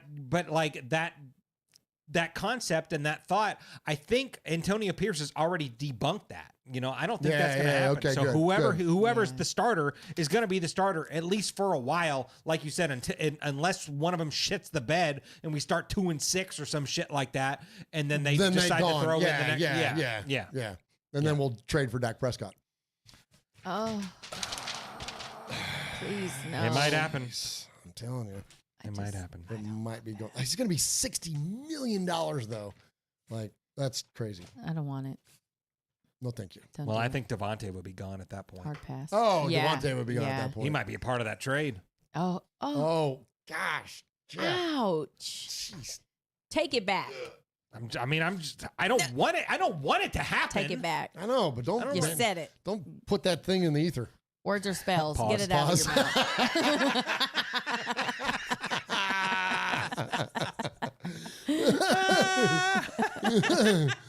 All right, let's go to some sound bites here. I thought this was interesting. So I apologize. You guys aren't going to be able to see the video, but you can hear the audio on the podcast. And I'm going to describe to you what happens here. So I've got an interview this is post-game. This is directly after the game. This is Aiden O'Connell. Directly after the game, this is Gardner Minshew. And so I'm a sucker for body language. I was telling Jeff and Michelle this. I'm a sucker for body language. I'm a sucker for word choice. And listen to the difference between Aiden O'Connell post-game and Gardner Minshew post-game. And just describe this for you, because we don't have the video. Aiden O'Connell is standing there, and he's got his arms at his side. And there's your boy, Vinny. As soon as Vinny asks him a question, now he could be defensive to Vinny, but he crosses his arms and he gets tight like this. And he answers the whole rest of the questions like this. Gardner, on the other hand, when asked, he's in a halfway unzipped sweatshirt with the hairy chest out and everything, just hanging, just being Gardner. You know what I mean? Loose as hell. And so I think that when you look at body language and word choice, to me, Gardner looks like an established starter in the league. He looks like a guy that has the job already, where Aiden looks stiff and protected and unsure of himself. And I'm sorry. Those types of things, and I know that's reading into a lot, but I get that. That's how we communicate non-verbally as humans, man. So anyways, check these out. Tell me what you think, chat room. A lot of them are probably going to be like, what the hell is he talking about? It was great. Yeah, it was great. Our guys gave us a hard time all camp, all OTAs, and so he's loose right here. Had some good days against them, but it was definitely fun to compete against somebody else. In retrospect, you probably couldn't pick a better situation than backed up just to get that kind of work in. Sure. What do you think of that? How you guys responded on that drive? Yeah, obviously a great drive. We'd like to end with a touchdown, but to move down the field with a few third downs, a few third down conversions was great. I'm sorry about that. But yeah, it was great work for us. We practiced backed up, but to get into a game environment on the road and It got pretty loud. Had to use silent cadence a good amount. So, great work for us. Jacoby on a third down and Brock Bowers on a third down. If you could talk about those two weapons. Yeah, two guys that seem to be right place, right time kind of guys. And Jacoby, it was really a zone beater play, and Jacoby, first man-to-man, ran a great route and got open, and there's great protection. I held on the ball for a while, and then Brock was open. If I hit him earlier, he might have scored. Two guys that have been really all camp, been doing a great job for us and been executing well. So it's good to get those guys. When he's at fullback on that kind of a play, are you reading to see whether that should be a handoff or a pass, or is it basically called a pass? Yeah, that one was a pass. Yeah, that was a pass all the way. With the new offense getting. All right, so there you go. So there's just it's QB speak, it's post-game speak, nothing major there. And again, he's just really kind of pent up there. And then now you could tell he was tense. Yeah. And now, okay, so then now in your mind's eye, picture Gardner Minshew in said sweatshirt that I was describing and a bucket hat. Last week or so, really defining what we are and kind of putting that together. It was awesome to go test that out on a different stage. And, I look forward to kind of continuing that and building, what we expect to be Raider football. You guys got down into the red zone and you brought Zeus back into the game, probably just to get some work right down there. What do you think of how he responded in that area, scoring that touchdown? He runs so tough, man. So glad for him to get in the end zone. I think that's going to be a huge part of what we're going to be. It gets hard to throw the ball down there, so if you got a guy that can, take care of that 11th unblocked player, it's huge, and just really happy for him. I'm not minimizing the. All right, there we go. So I don't know. Maybe I'm reading into it too much. Michelle, what do you think? Yeah, because you said Gardner sounds like a 6-year, because he is. He is. And Aiden's just trying to figure out how to be a leader. He's still in his infancy, so you're basically comparing an apple to a dandelion flowers, Okay. So I think it's hard. And not everybody communicates the same. Gardner Minshew's loosey-goosey. He just, off the cuff, it flies. And not a lot of quarterbacks in the league sound like Gardner Minshew. He is a unique, he's a one-of-a-kind That's true. guy. And so you think it's unfair for me to pin that on Aiden? I think a little, yeah, because Aiden's still trying to figure out how to communicate. I know this is his second year going in, but I think he's still trying to figure out how to talk to the media and be that guy. Podcast mom. Well, because I think about myself sometimes, when I think I cross my arms, and I don't know that I do it defensively. I think I do it because I don't know what the fuck to do with, I don't know what to do with my arms, so I don't know, maybe he just, and maybe he doesn't like Vinny, because that seems valid, Yeah. It's So you're saying he's doing what movie is it where he's is it Anchorman? No, it's Ricky Bobby. Oh, it's Ricky Bobby. That's right. Yeah. Everything ended up fine. yeah. I don't know. It's just I don't know what to do with my hands. What do you think, Swag? Am I being unfair? No, I'm kind of with you on that. I read body language a lot and stuff like that, and you can kind of tell, and you can see the other half of the story just based on how people are acting and feeling and stuff like that. So I'm with you on that. I hear what you're saying as well, Michelle, but I listen to more the tone of their talk and stuff like that. You could tell Gardner's just I got this, baby. Yeah, but who else sounds like that? What other quarterback in the league delivers like Gardner Minshew? There's not many. Well, no, that's man, true. He just sounds like he's got it covered, and I think that is why a lot of people are leaning towards him, because he sounds like, I got it, I got this. And that's what Antonio Pierce wants. Right. Well, he wanted somebody to come out and go, Coach, this is mine. Yeah. I got this shit. Yeah. You can say it. But we just need to see it. Now you got to be it, though. You got to be it. You got to be it. I'm telling you, man. Gardner I still feel like this is like Jim Plunkett 2.0. I think if this guy gets a real, genuine opportunity on a team to be the guy, and we go and Antonio Pierce goes, this is your team. You run this team. He's never had that. Gardner's never had that in his career. He took over in Jacksonville, and then what happened? They drafted Trevor Lawrence, and then he was the journeyman backup for a little bit. He went to the Eagles. He went to the friggin' Colts, and then took over and almost took his team to the playoffs. And then they go, well, we got our you know, we got our first round pick. We got our first round pick back that's mid and sus and all that stuff, and we don't know about him. I think he's booty cheeks. Anthony Richardson catching strays on Raiders fan radio, man. I don't care for Anthony Richardson. That's because you're a UT fan. That's why. Maybe that is why. Yeah. But I think if Gardner Minshew gets an opportunity and goes, "You're the guy," I'm curious to see what he does with it. That's a good point, man. When empowered, what does it look like? Yeah. You know, I'm with you. All right. Okay. That's enough of us. Will you hit a break, please? Yeah, absolutely. Well, I was looking. Let me shout out the chat, jackass. Let me do that. Gosh dang it. Why are you yelling at me? Well, because you yelled at me first. You yelled at me first. Freaking penis, dude. Hey.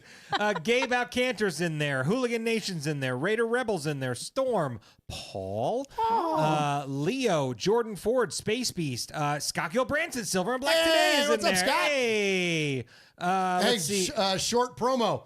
Look for us in Cincinnati. We'll be at the Cincinnati game, broadcasting the night before the game with the great Scott Gilbranson and Silver and Black today. Going to be a lot of fun. Then we're going to go to the game, of course, and enjoy a tailgate. Ron the Materator. If you've ever wanted to meet Ron the Materator, like the three of us, then I can't wait to meet Ron. Oh, my gosh. I can't wait. Yeah. Can't wait. Me too. Absolutely. But, yeah, we got a lot coming for that Cincinnati game, so stay tuned.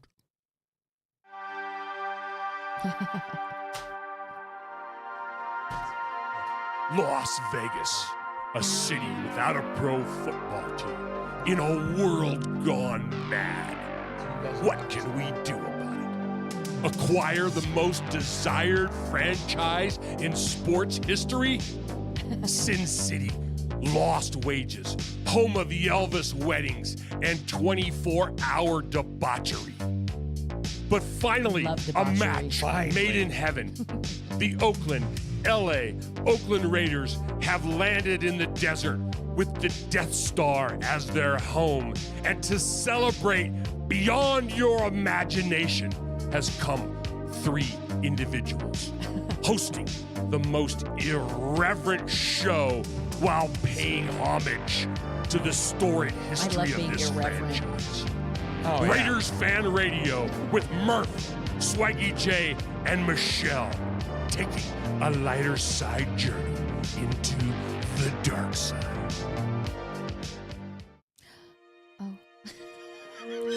Dad, come back. Come back, Dad. He just went for cigs He and went milk. for cigs and milk. Podcasting and YouTube, the final frontier. These are the episodes of Raiders Fan Radio. Its never-ending quest to bring you the adventures of the Las Vegas Raiders. Its mission to raise money for the One Nation Foundation and to win over new fans. To support the takeover of opposing stadiums and to continue its lighter side journey into the dark side. Oh, thank goodness. I'm just kidding. There he is, baiting, looking. He's under the gun. He's fired, he throws. It is.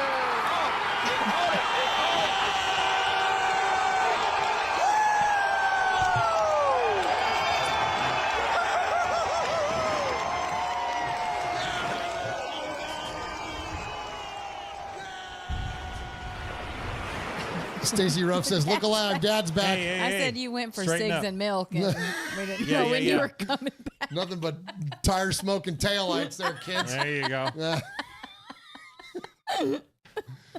Daddy's got him someone in Reno. Damn it.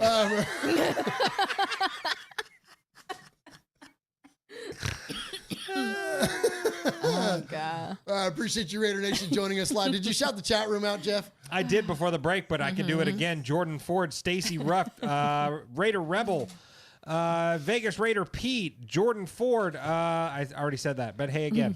Yeah, we love Jordan Paul, Ford. Jimmy Zebach, Daniel Mangus, SoCal Sal, Super Him, Leo, Raider Felon, Ron the Materator, Lonnie Thumbs. Silver and Black today. Lonnie Thumbs. Yeah. That's a new name. I like yeah. that one. Joe I think he was in Rowe. Goodfellas. Joe Rowe, that's another new one. I've never heard that one. Gabe Alcantar, Hooligan Nation. Welcome to all the new folks. Yeah. Absolutely. Yeah, we got 83 people in the building. And nice. yeah, so hit the damn button, nerd. Hit that like button. All right, absolutely. We appreciate you very much. Yeah, oops, not that one. Don't hit that. Hey. Don't hit that button. Hit this button. Just press the damn button, nerd. That's right. Just hit the damn button, hit a like, hit a subscribe. Anything you can do to endorse us around here and help us out at Raiders Fan Radio, we appreciate, because it's not about raising awareness for the show, but it's about our foundation, the One Nation Foundation. And the more money, the more listeners and the more attention we add to the show, the more money we're able to raise for Raiders related charities. And so we appreciate you guys so very, very much. All right. So enough of us. Let's get into the emails and the phone calls for the night. We've got an absolute crap ton to get to. I've got some great emails to get to, and Michelle always handles our emails. When you can send an email to the show at any time at show. Yes. That is S H O W. Right. S what? Yeah. Yeah. SHOW. I was trying to think of something funny to say, but I couldn't think of it. Okay. Why? I don't know. I was trying to find a Minshew thing to do. Oh. Like a W for Minshew. Oh. Oh. Minshew.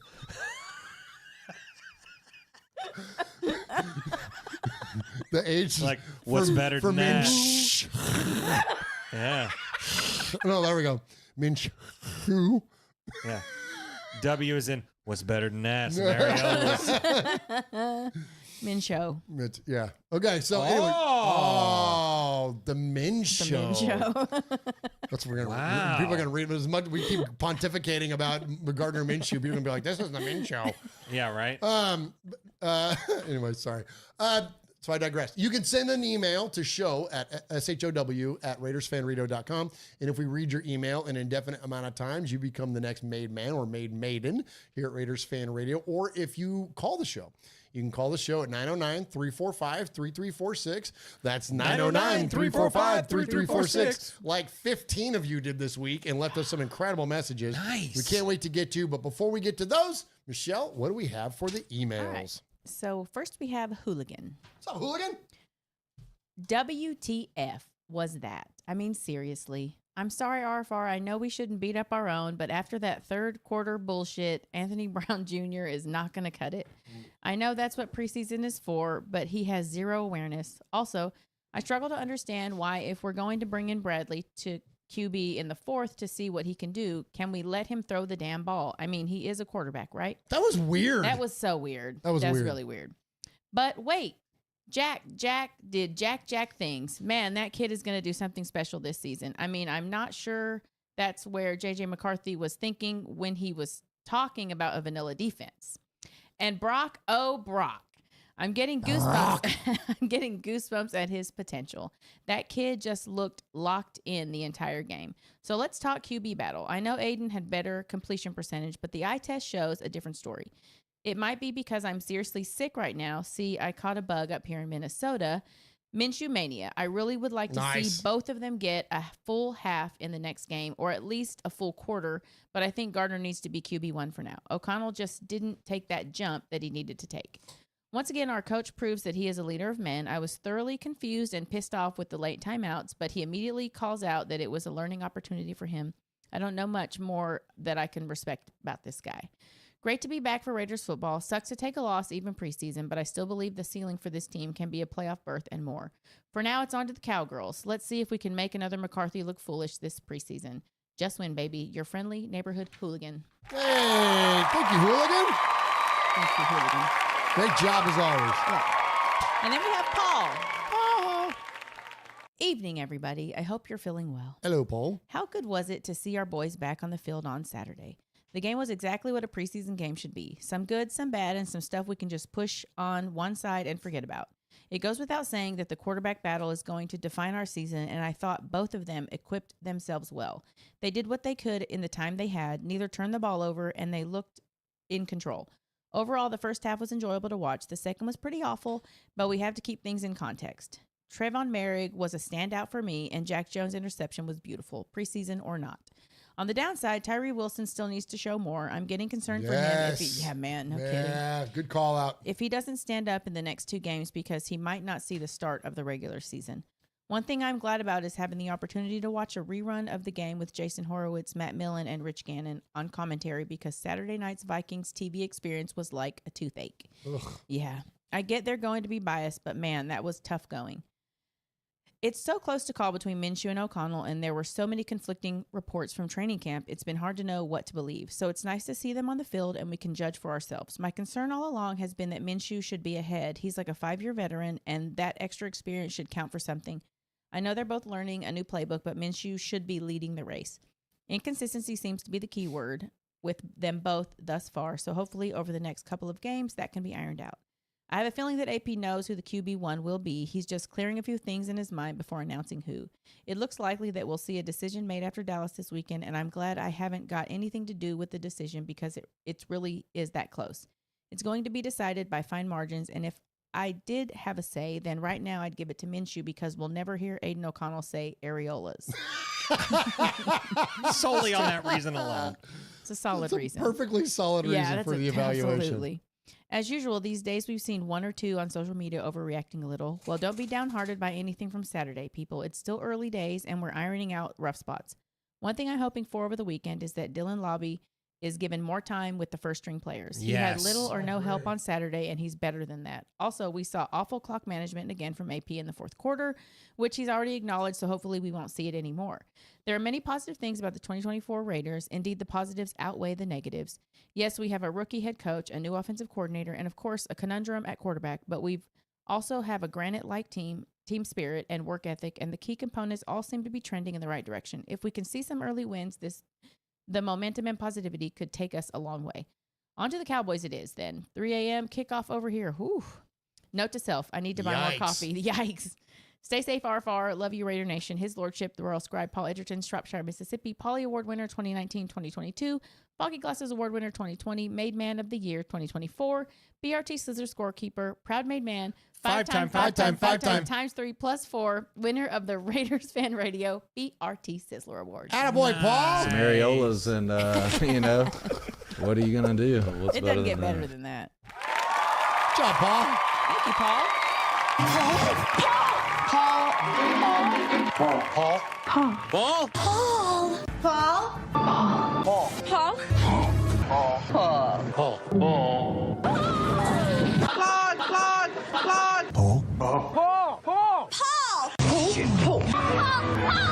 Paul, your name Paul? Hello? Paul. Hello? Paul. I met him with Paul. Who? Paul. Paul, yes, Paul. Paul's not here. Hey, Paul. Paul. Hi. I'm Paul. Darn right you were, Paul. We appreciate Paul. And like, man, that's what, like, when we talk about those overseas Raiders fans, like Silver and Black UK and all those folks, they're diehard. Loyalty. 3 a.m. Like, and Paul's setting an alarm. Or just staying up or whatever. But like, he's going to watch that shit live. And so will so many Raider fans over there, man. Like, much respect, man. I mean, and I used to do that and I've done that too, like, but we didn't get the game live, but I love it that NFL Network now is carrying all these preseason games. Like, we had all the Raiders preseason games are going to be on NFL Network. Yep. But they used to just play them like at, if the game was at, say it was 3 o'clock in the afternoon, but they might not play it until 4 a.m. Right? Like, my ass would stay up all the way through. Excuse me. And wait till that game came on, and it was that's dedication, Paul. Getting up at 3 a.m. to watch a Raider preseason game. But that's awesome, man. We appreciate you so very much, and all the good fans over there in the UK and abroad, just kind of all over the place. We did our demographics the other day, and it was interesting, man, like how diverse the listening audience is. I don't know if you guys noticed, but like, so Raiders Fan Radio is listened to in over 80 countries. Like, it's crazy when you look at the heat map and all the different places that this thing. What was the one that came up? Shanghai? They love us in Shanghai. Listeners in Shanghai. They love us in Shanghai. There. We're a big deal in Shanghai. And Costa Rica, we're a big deal. Of course we are. Like, I mean, we're actually we're on the Costa Rican charts. Did you guys know that? Yeah. We're on the Costa Rican podcast charts. Yeah. Wow. It's fantastic. Yeah. So thanks to everybody in Costa Rica. Yeah. Thank you to everybody that's that listens to us all over the place. And we appreciate you so very, very much. And since Uncle Mosh has left, I think the French even like us again. Oh, good. We're climbing the charts. We're climbing the charts in France. Yeah. So I appreciate you all very much. All right. So let's get into Sea of Fans. We got some amazing calls from. We've got some legends, some old school folks in here, but we've got a lot of new calls. Oh, cool. You guys are going to love this. I love it when we get new calls. We've got some great new. Paul says as the honorary Englishman says, sorry, not in France. Nope, like we're still not good with France. Not still good with France. Yeah. That's okay. Paul's going to create an international incident for us here at Raiders. Oh, nice. All right, let's start off with our buddy in Colorado. Talk about behind the enemy lines. Oh man, this is our buddy Mike in Denver. Hey, Raider Mike over here in Denver. And one thing I wanted to share about being a part of Raider Nation and the fandom is the unity. And what I mean by that is when we go somewhere in public, Raider fans recognize other Raider fans. We get a hug, we shake each other's hands, or we compliment each other on each other's gear. And I can't tell you how many times I've gone out in public out here in Denver wearing my Raider attire, and it's almost every single time I get a compliment or someone comes up to me, shakes my hand, gives me a hug, chats with me about football. And even to that degree, when I travel out of state, I get the same love and the same attention that Raider fans deserve and give to each other. And the best part about all of this is trying to explain to my wife that there's more to being just a Raider fan. It's a part of tradition. What Al Davis and the Raiders still stand for and what they did stand for is the reason why I'm a Raider fan. I could care less about the wins and losses, although that is nice. But what I care about is they changed the game. They didn't care who you look like, where you came from, or what you did. As long as you could play football and do your job, that's what matters. And so that's my thought of the day for Raider Nation. I want to thank all the other Raider fans who have recognized me in public, and I have also returned the favor. It's just a good feeling, and that's what makes our fan base the best fan base above and beyond any other fan base in professional sports. Raider up. Let's go. Nice, dude. Right? Great call. Good stuff. I love that he identified two things that are awesome about it is that, like, we always acknowledge our own. Right. Yep. Anytime, it doesn't matter where we're at. Yeah. If it's somebody, and it gets me every once in a while. I'll be like, "Go Raiders!" And then somebody will be like, "Huh?" Yeah. What? And I'm like, "Oh no, they're just wearing the hat." Oh yeah, you're just trying to be cool. Yeah. That always gets me a little bit. But yes, that's the 0.5%, 99.5% of it is always such an amazing interaction with Raider Nation. But then also identifying the culture. Like, here we go. We've had this conversation so much this offseason, but it's like what made the Raiders great and that's coming back. You know what I mean? And so great call outs there. Great points from Raider Mike in Denver. And I'll say to Raider Mike and to everybody else that's calling the show tonight for the first time, call us 2 more times and you can become the next made man or made maiden here at Raiders Fan Radio. Oh, we got a super chat coming in there, Swag Jeff. What we got there? Man. Yeah, we had East Coast Raiders says, I really feel that Favre is going to be the starter. 17-0. Raiders. Thank you, East Coast Raiders. Donation. Thank you, brother. Yep, much respect. It's fair. It's fair. I mean, he's gonna have a good a shot as the next guy. So we'll see. I think a lot's gonna be determined here in this next game for sure. But thank you very much for that donation. 100% of that money goes to the One Nation Foundation. All right, next up, we're gonna go from behind enemy lines to the birthplace. Oh yeah. Let's go to the town and hear from our buddy Edgar. How's it going, guys? Edgar calling in from Oakland. Just wanted to tell you guys that I really like your guys' show. Keep it up, and Thank you, Edgar. I appreciate everything you guys do for the nation. But anyways, I just wanted to let you guys know that I'm really excited for the defense this year. Honestly, I really think it could be a top 5 defense, maybe a top 3 if I'm pushing it. But I don't know. I feel like this defense can really do something, you know. I have a follow-up question though. With Marcus Epps going into his last year of the contract, I believe, And you know, our safety room is filled with potential. Trey Taylor, Chris Smith, Isaiah Palumau, who's also having an impressive training camp. What would you guys do? Are you guys, obviously we still have to wait how the year goes, but as of right now, would you guys re-sign Marcus Epps, or would you guys roll the dice with maybe Trey Taylor, Isaiah Palumau, or Chris Smith? I don't know, real curious about what you guys would do. But yeah, hope you guys have a good day, and yeah, go Raiders. Awesome. Thank you, Edgar. Nice. Great question. Great question. It's a great question. Great question. I lean towards signing Marcus Epps because I'm a fan of keeping the band together. But I think there was a reason that they drafted Trey Taylor and a reason they drafted Chris Smith, right? There's a plan in place, a succession plan, if you say. And Chris Smith has had a good camp so far. Good camp. Seen a whole lot of him in preseason. You know, we're seeing he was taking second string reps a whole lot during that preseason game for sure. I like Isaiah Palumau. I think he's great. I mean, he kind of a ball hawking kind of safety guy that can go up there and get interceptions and stuff like that. He's had a couple during training camp. We saw a couple last season, stuff like that. So, I mean, you know, if they don't see it's in the cards to keep Marcus Epps, I think we roll still with the crew that we got because we got some depth now. And then you add Trey Taylor into the mix, who was the Thorpe winner? Jim Thorpe Award for the best defensive back in college football. In college football this year. So yeah, and you know, and he's also got a case of the ass for Patrick Mahomes. Yeah, and I can get down with that as well. Yeah, I think you roll the dice. I mean, not that Epps isn't. I just don't know that he's. I think with the depth that there is there, you just and you can always draft another safety because like this last draft was very strong in safeties. Right. Yeah. We'll see what's coming up for this draft. Yeah, absolutely. All right, great call there from Edgar in Oakland. So from a couple of new callers to somebody that we hear from every week. Hey, love it. Let's hear from our good buddy Jacob from Fresno. Murf, a Flaggle, and the lovely Michelle Sweat. How you guys doing?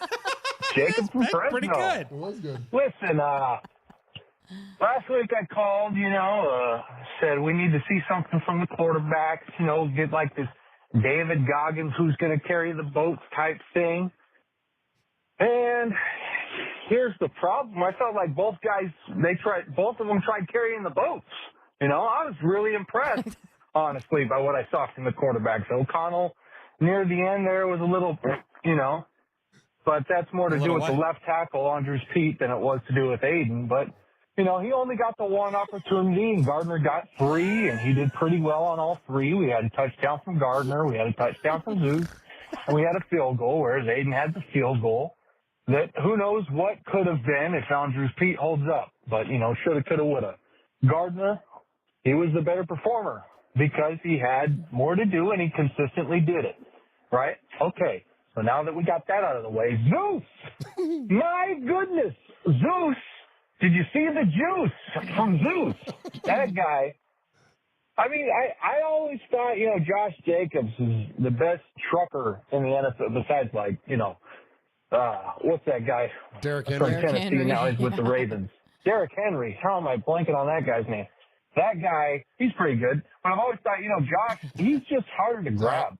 That guy's harder to hold on to. He just wiggles. And he does wiggle. He's got some wiggle to him. Zeus, not so much wiggle, but did you see the way that guy just powered through? He was like, there's not a hole the offensive line is making. He's just going the other way. Okay, I'm going to make my own lane. And he just keeps going to get hands on him. He's going 3 more yards. The guy is powerful.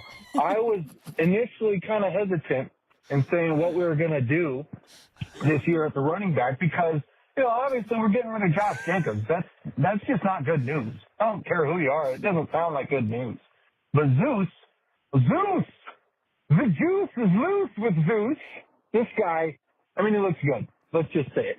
Zamir looks pretty dang good. Yeah, I'm a lot more confident now with our running game than I was before the preseason started.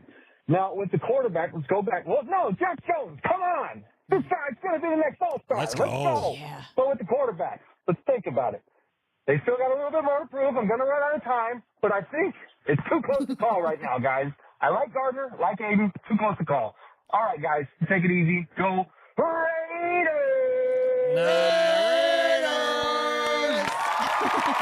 Oh, boy, Jacob from Fresno. I had the button ready. I had the Google Voices claimed you button ready. Yeah. He hit the post. He hit the post, man. He made it just in under the wire, man. Congratulations there from Jacob from Fresno. All right, next up, let's get to our buddy, a new friend of the show. Didn't leave a name, though. So if you're a new caller to the show, please leave your name. That way we know who you are. But we know that where he's from. He's in the 562. Was that like Bakersfield, maybe? I don't know. I don't know. If you know in the chat room where 562 area code is. And if you know this caller, tell him next time he calls, leave your name so we can acknowledge you. Listen, 1968, I became a Raider. I was Los playing Angeles for and the Orange Packers County. football team. There you go. My team was going for the Packers. I was going for the Raiders. Raiders lost the Super Bowl. I became a Raider fan ever since then. Went home crying, but I became a Raider fan.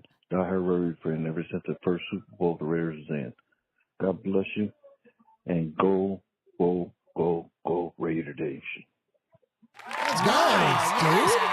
Great call. I didn't recognize the voice, so yeah, it must be a new I don't call. know. It's a new caller there. Yeah, caller in a 562, man. We appreciate you, and I love that, man. That's an old school guy right there. That sure is. That's old school. That's killer, man. We appreciate you so very much. Appreciate your calling into Raiders Fan Radio. All right, next up, I think this is another new one. Oh. Wow. Yeah, I think this is another new one. This is Raider Steve. Okay. Oh, okay. It's all about Al Davis, and I can truly say after watching this preseason game, the greatness of the Raiders is in its future.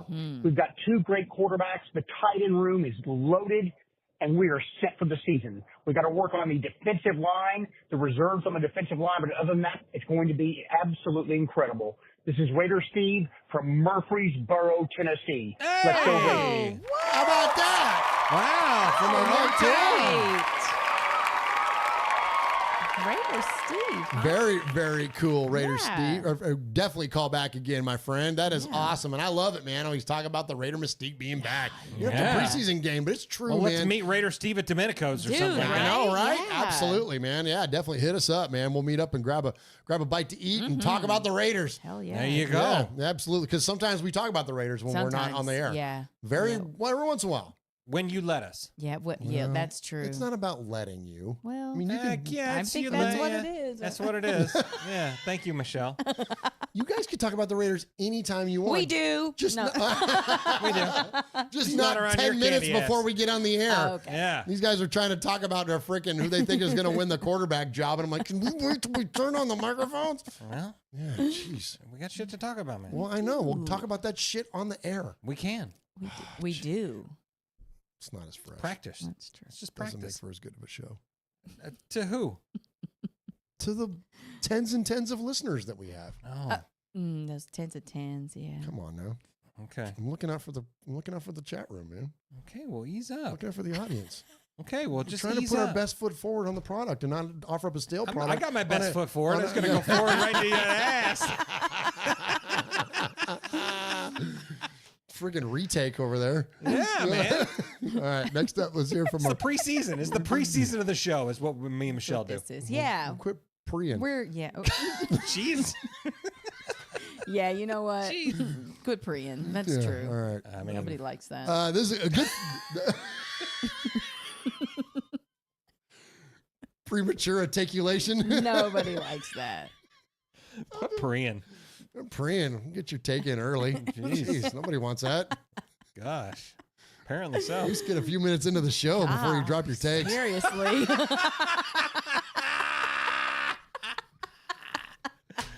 Oh my God.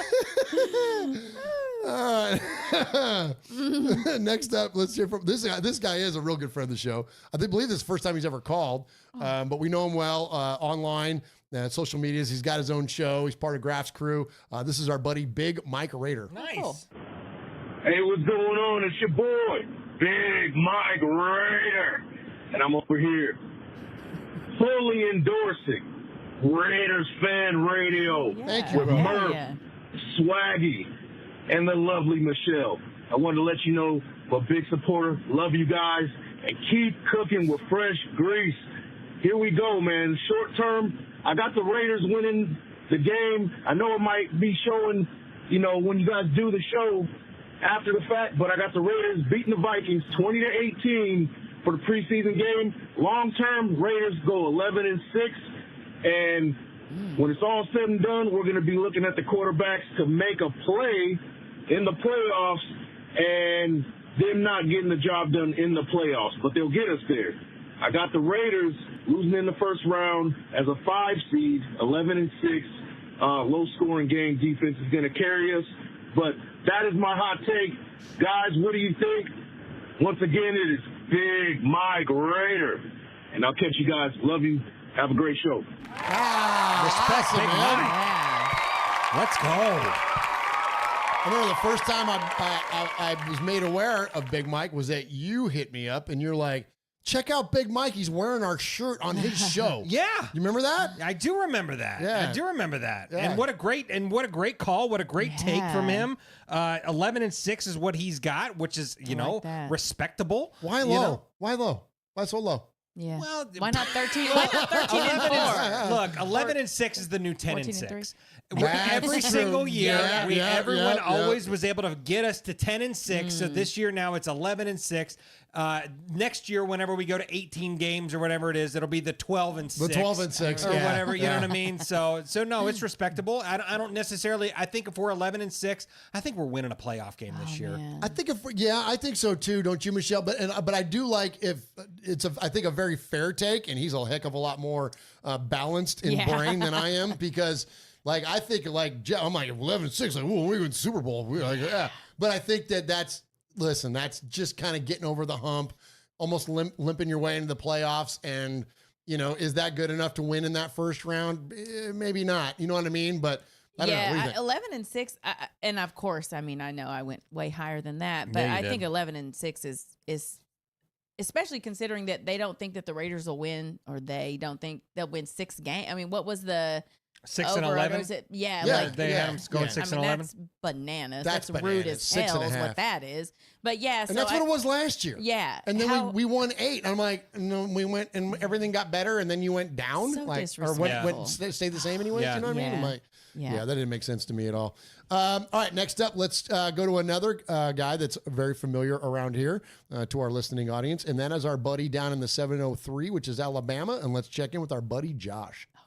What up, fam? Hey, I realized I totally forgot to call last week. I was like, flipped already. Season just started. But man, I was had football season back, watching the game.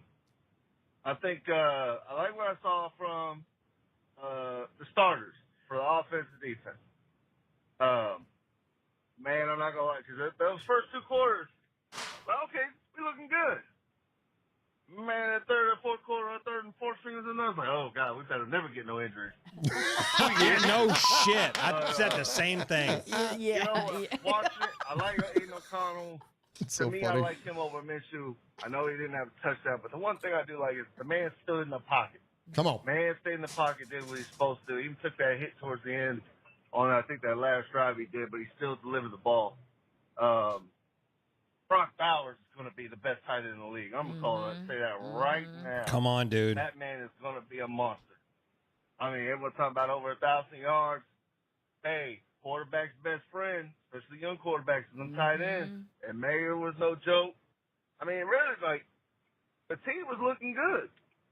The only thing I have to say, and Minshew looked good too, so I don't want to, disparage anything, but I was saying the one thing I did notice with him is in the quarterback play, I think it's Anthony Brown. They're quick to leave the pocket. Now, to be fair, Anthony Brown, that offensive line wasn't blocking him. They weren't blocking shit. Why he was running for his life. But to me, it seemed like Minshew was just too quick to get out of the pocket. Instead of standing there and letting him play, he's too quick to move out. And that's something that kind of worries me because, I don't know, I guess maybe I'm old, so I like to see that quarterback stand there in the pocket and do what he do. But, just really excited football's back, man. Those new kickoff rules kind of throwing your foot loop, trying to figure out how the hell this shit works. Yeah. But, man, football's back. So excited. And I forgot it last week, so I got to say it now. Man, the Vikings. You know who we playing this week? Man, Cowboys. Nice.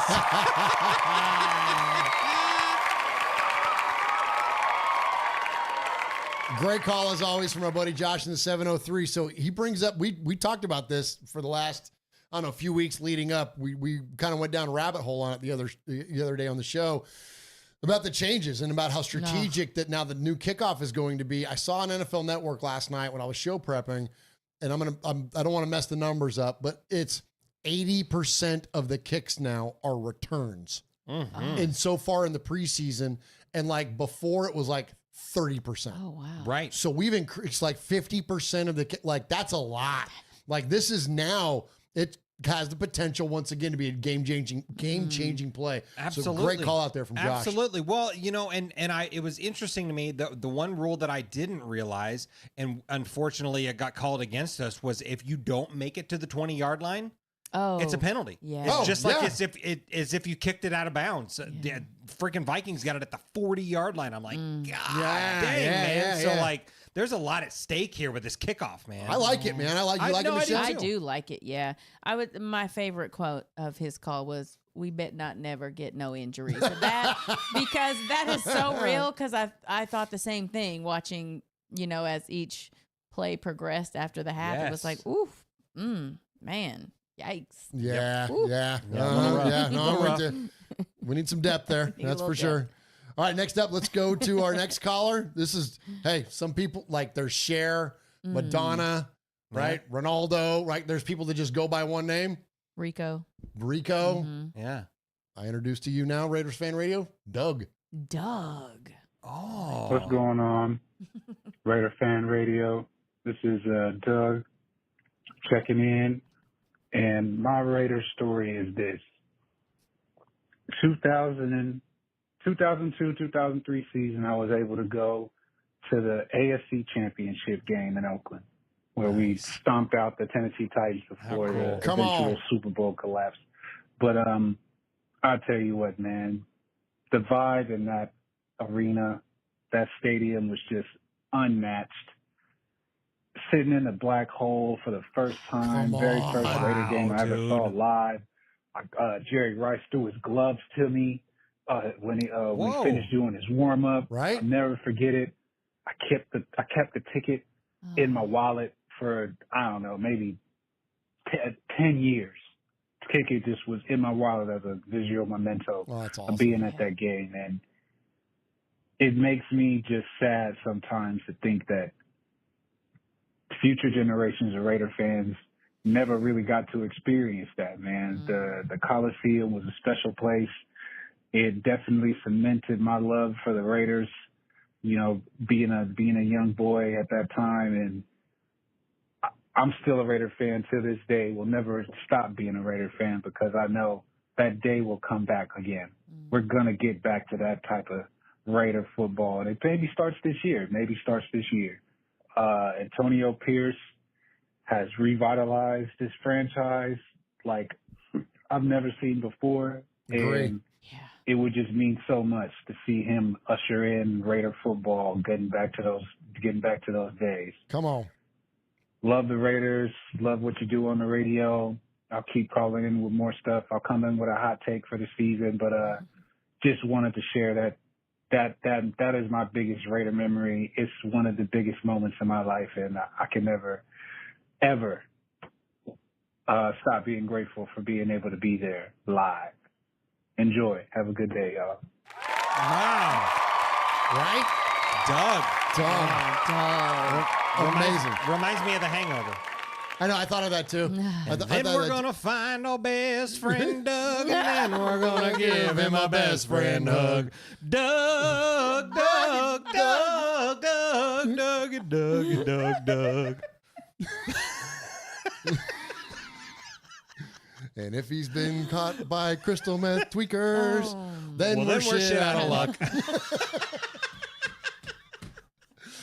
But that was such an amazing take, Doug. It sure was, you man. know, and like, what an incredible memory, first and foremost. Yeah. That was the last, like, that was the last time the Raiders were clearly dominant. And it was, and it was in a championship game, thumping out the Titans. Metallica plays in the parking lot for crying out loud before the game. I think LL Cool J did the halftime show. Like, that was that was such an amazing day. And to be there and then to have those mementos, to have Jerry Rice throw gloves like that. Like that story, like those are like some stories that you hear from Raider fans. Like it just like it takes you there. Like he took me there. Like I was right there. Like felt like I was like right with him. Like that visual, that and I'm with you, Doug. And there's a I lament at times too, like the Oakland thing, and we had a lot of exchanges with people on Twitter about Oakland and Vegas, and even been asked the question like, what do you like better and stuff like that. I don't know if I could ever pick because they're so dramatically different. The LA experience is different too, but but the Vegas experience is so much different than the Oakland experience, and neither of them are bad. And I think that that's the important thing that I always want to clarify is that like neither of them, like I can't point to them and say, well, that sucked. Like, you know what I mean? And I never went to Los Angeles, and I know we have a lot of Los Angeles freaking Raider fans, including Michelle sitting right here. So I never went to an LA Coliseum game, but I went to a bunch of the Oakland Coliseum, and now I've been to a crap ton in Vegas. And while I do miss the energy of Oakland. I miss the tailgate. I miss the energy of the crowd. I miss for the most part, the dominant home crowd. The ominous nature of fans at times. And I don't mean that. I've always said I don't condone violence, but there's like, I'll give you an example. And this is a fun story. We go to see the freaking Raiders play the Broncos on Sunday Night Football. This is in 2016. Okay. And you know how they do the recognized people of the service and things like that, right? Yeah. And listen, we have a lot of military folks that are in our family and around this world, so this is not making fun of any of that. But the moment was funny. So the Raiders bring out the Coast Guard, okay? And they bring out the Coast Guard, and everyone's on their feet cheering, and they're telling the story of this Coast Guard unit and about everything that they've done, okay? And they're like, yeah, they patrolled this, this part of the waters, and they took over this vessel, and blah blah blah, and they go. And they were able to secure over 1 million pounds of marijuana. And everyone goes, right? Like, that was Oakland. That was freaking Oakland. Right. Like, you will never get that in Las Vegas. Right. You know what I'm saying? So, like, that's the part of Oakland that I absolutely miss. That kind of energy from the crowd. You know what I'm saying? And so, like, I love Oakland, man. I love the Bay Area at the time in which I lived there, and grew up in that. So I'm right with you, Doug, man. Those are special memories that we have of going to Oakland. So thank you for bringing that stuff up. Yeah. All right. Next up, let's get to our buddy Raider Vic. What's going on, Murf? This is Raider Vic from Southern California, Raider Nation Golf Club. And we are checking in to talk about a little bit about the QB battle that we have going on and the reaction or overreaction in Raider Nation because of the reports coming out of training camp. Just wanted to give a little perspective on my thoughts and what I've seen, and I think a little bit more of a common sense approach to it. Fact is that, we're talking about an offense going into year one with a new coordinator, installing a new system with a half-shaped offensive line and going against arguably top 3 defense going into year 3 with the coordinator is playing at an extremely high level. And we're talking about adding another Pro Bowl caliber defensive lineman in Wilkins. And we're expecting the offense to thrive, right? I think in perspective, I would be more concerned if our defense was getting shredded apart. Going into the season, we're thinking about our defense being the strength of our team. I would be more concerned if it was the other way around, right? As far as our quarterback battle, at this point, I'm actually thinking that AOC has got to be our answer.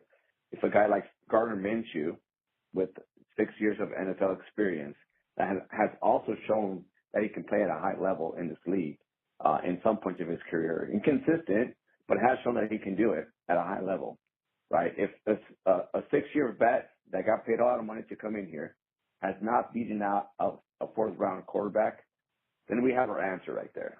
I think it speaks more about Aiden O'Connell being a competent quarterback that can be, maybe it can be in the likes of a Dak Prescott, right, or Kirk Cousins that were also drafted in the 4th round that ended up becoming high caliber starters in this league.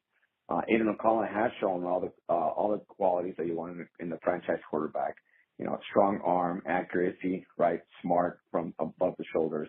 The biggest, obviously, downside of Aiden is his mobility, right? But just because you're not a mobile quarterback does not mean that you can't succeed in this league. So I think, all in all, Aiden O'Connell is going to be our quarterback, and we're going to have a great understanding of where this offense is or our quarterbacks are during the preseason if we're not going against a top 3 defense. I think the overreaction is a little bit too much. Again, coming out of training camp, I think we're going to be just fine, and I'm hoping for a great season. But anyway, just wanted to call in and give my 2 cents. Raider Vic from Raider Nation Golf Club in Southern California, and I look forward to a great season. All right. Good job, Vic. Yeah. So I like the point, Michelle, that he brought up that this offense, right? Because we were like the couple weeks leading up to this preseason game, like even I was like, are we going to be all right here? Like all these interceptions and all the reports coming out. But he brings up a great point.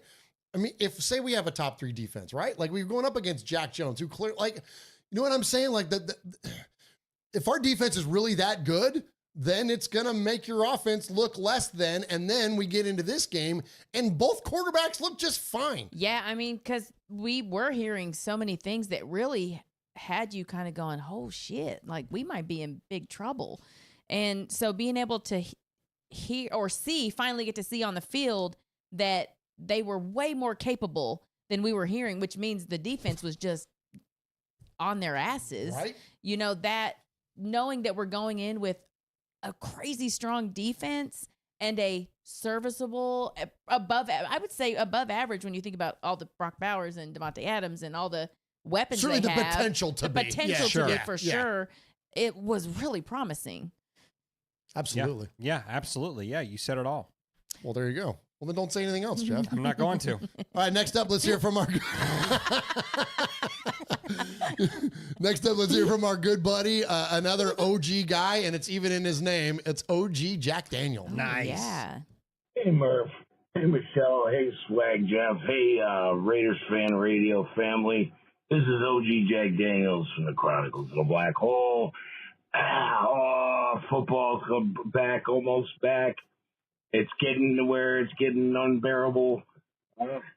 Anyway, so before any of that starts, I got some things I need to go through. First of all, Colin Coward and Mike Florio, you're still pricks. Yeah, they are. The Chargers content, social media creators who created that meme with Devontae Adams in a trash can. First of all, keep my wide receiver's name out your freaking mouth. Okay. Second, get him, Daniel. You don't put content out there like that. You don't have content. As a matter of fact, your content is less valuable than the content inside your Lombardi trophy case, you freaking clowns. Yeah. Shut up. Go sit down. Okay. You have nothing. As far as the Broncos, AFC West, let's get this. Broncos, thank you in advance for the sweep for this year. We're going to kill you and burn your city down. That's, the way it normally goes. Chiefs fan, we need to get them. We need to get them at home and in their stadium. We need to burn Kansas City to the ground. We'll leave one barbecue stand left. Otherwise, Andy Reid will starve. That fat fucker don't know any better. And then there's the Chargers. Let me explain something to you. We will not burn your city down because that's our city. Come on, dude. You're squatters in our backyard. This is Raiders town. Squatters. When we uplift the nation, when we win in that stadium, it's because it's our stadium. And if you don't like that, Chargers fans, I'll fight all 8 of you. Anyway, I'm going to get going here. Oh, thank you for the Fanny Award, by the way. being the better half of a couple of the years. Kind of an honor. Don't tell Mrs. OG I said that. Anyway, go Raiders. He called himself the better half. Yeah, he did. Always good to hear from our buddy OG Jack. Absolutely. Well- Absolutely. I love everyone was taking shots. Oh yeah, love it. yeah. No one made it out clean. Absolutely. And I want to turn it over to our resident Los Angeles Raider fan. I love to talk about that. About like that's still it's still Raider Town. Yeah, Michelle. absolutely. Listen, the Chargers and the Rams both are just biding their time there. Like they're never ever ever going to have the fan base that the Raiders have in LA. It's will never happen. Never. Never. Yep. Never. Never. Never. Yep. Never. It's still, when you look at the heat map of our show, where the majority of our listening audience is, it's Southern California. Yeah. You know what I mean? Like, still, like, it's crazy. And it's always been that way. Yeah. It's always been that way. And I know it's a big, giant city. I know it's the second biggest city in the country, but it's like, I still will hold to the fact that the NFL got held hostage by Stan Kroenke. Oh, they man. moved the wrong team. They did. To Los Angeles. I mean, I love the Raiders being in Vegas. Yeah. I think that's the kind of your next best. Like, if you weren't going to move them to Los Angeles, move them to Vegas, because San Antonio and some of the other cities that got thrown around out there was not a fan of that. No. You know what I mean? Like, the Raiders need to be on the West Coast. Absolutely. You know what I mean? And so, like, Las Vegas is as close as you're going to get. It's not LA, but they definitely should have moved the Raiders to LA. Yeah, absolutely. It's a Raider town, man. It's a Raider town. I mean, the Chargers. Come on. There's yeah, it is. It's embarrassing. It is kind of embarrassing. It really is. You know, it really is. And it's evident by look, they wouldn't allow the Raiders to advertise. Yeah. The training camp was going on in Southern California. Yep. When you look at the Raiders-Chargers game, like, it's blacked out, man. Yeah. It's mostly all freaking Raider fans. Absolutely. Absolutely. Yeah. Well, and I mean, in Al Davis. It was like at San Diego, too. But. Yeah. Al Davis wanted to move the Raiders to Hollywood Park, which is where freaking SoFi Stadium is now. Like, I mean, if that move would have gotten approved by the NFL, they'd be there today. They probably never would have gone back to Oakland, or they never would have gone back to Oakland. They never would have gone back to Oakland. Yeah. No, if he would have got the stadium that he was seeking, absolutely. Yeah, absolutely. Yep. All right, next up, let's go to a new friend of the show. His name is Austin. What's up, Murf? What's up, Raiders Fan Radio? This is Austin, a.k.a. at Austin RNWW. Oh, from Twitter. Oh, okay. Nice. I got a hot take. I'm going to say Zamir White has 10 to 12 touchdowns this year. Come on.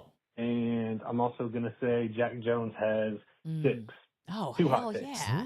I like Raiders. that hot take. Oh, there it is. Go Raiders. Okay. Has 6 touchdowns? Yeah. I like that. Oh my gosh. What's the record? Will you look that up before we Sure. get into the next call? The next I call. guess it didn't work like that. I thought I could listen to myself. All right, Raiders. Oh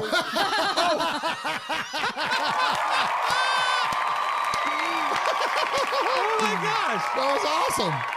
That was hilarious. Oh, what a finish there, Austin, man. I love it. Oh, my gosh. That's great, man. So next up, we got Leo coming on. Tony Shepard in there says, Leo, would be cool to see Murf on your show someday. Tony, we're trying to get that put together. Leo and I have been talking a bunch, and just my schedule's gotten crazy with for my real life, with the day job, and also with family stuff, and then also with the season starting and everything. And we're going to Vegas next weekend, like all that. So I got real busy here lately, but I'm going to. I promise. I will make an appearance there on Leo's show, and we're going to make that happen. Because I've also been doing stuff with Mikey. We got Mondays with Mikey and Murf coming up, and so it's just been a busy time. But anyway, so speaking of Leo, let's hear from Leo, and yeah, check in. Well, you got it there? Well, I've got for a career, Charles Woodson holds the most most touchdowns. Stop it. With 13. My God. Oh, It's Charles okay. Woodson. It's tied. Charles Woodson, Rod Woodson, and Darren Sharper. No kidding. All have 13 each. Okay. And what So about I'm by looking- I'm season? looking by You're looking season. by season now? Okay. Well, let's play Leo's call as we're looking that one up. Murf. Raiders Fan Radio. Michelle. Swaggy Jeff. I decided to call. I saw Murph's tweet. I'll give a call. So I'm calling too. All preseason, everyone was all hyped coming in about our quarterback battle, our amazing defense. From Dallas? But yet we hear a couple of reports about interceptions made by an amazing defense and people want to start to panic. My friends, relax. All that energy, all that talk we had about believing in Coach AP and the momentum and change he's bringing to the team, now is the time to show it. Stand behind our coach. Stand behind our team like we always do. So this Saturday, it's time to put the women and children to bed and go looking for dinner because real football starts to begin. It might be preseason, but for us, for our team, it's a chance to finally go see what these running backs can do, what the quarterbacks are really going to look like, what this offense is going to look like. We know what our defense is, and those out there being haters, the media, Collins punk ass, yeah, I said it. He's still on here. I just saw this morning. He's still over here praising the San Diego Chokers, even though they lost Herbert, but he still swears they're going to beat us. Oh, but with that being said, we are going to show up all the games like we always do, yelling Raiders, repping the silver and black, and looking forward to this season. So, fans, Raider Fan Radio, let's get it started. And as always, Raiders. This is Leo. Thank you, Leo. What a great call.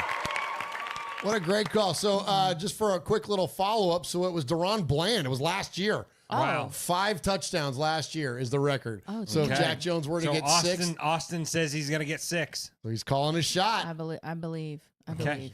Deal. I'm with him. Mm-hmm. I'm with him. him. I'm with 100%. All right, so we had some late calls also. So we ones did. that I didn't. So listen, these I had not listened to these.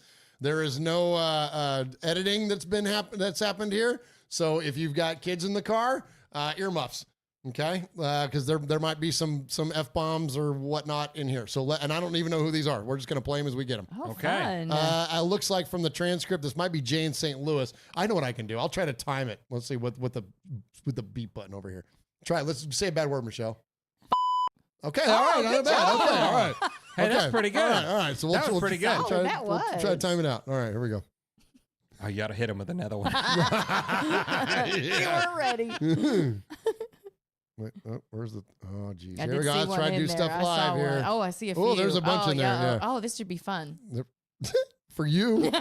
Murf, Swaggo, Michelle, it's your boy Jay from St. Louis here.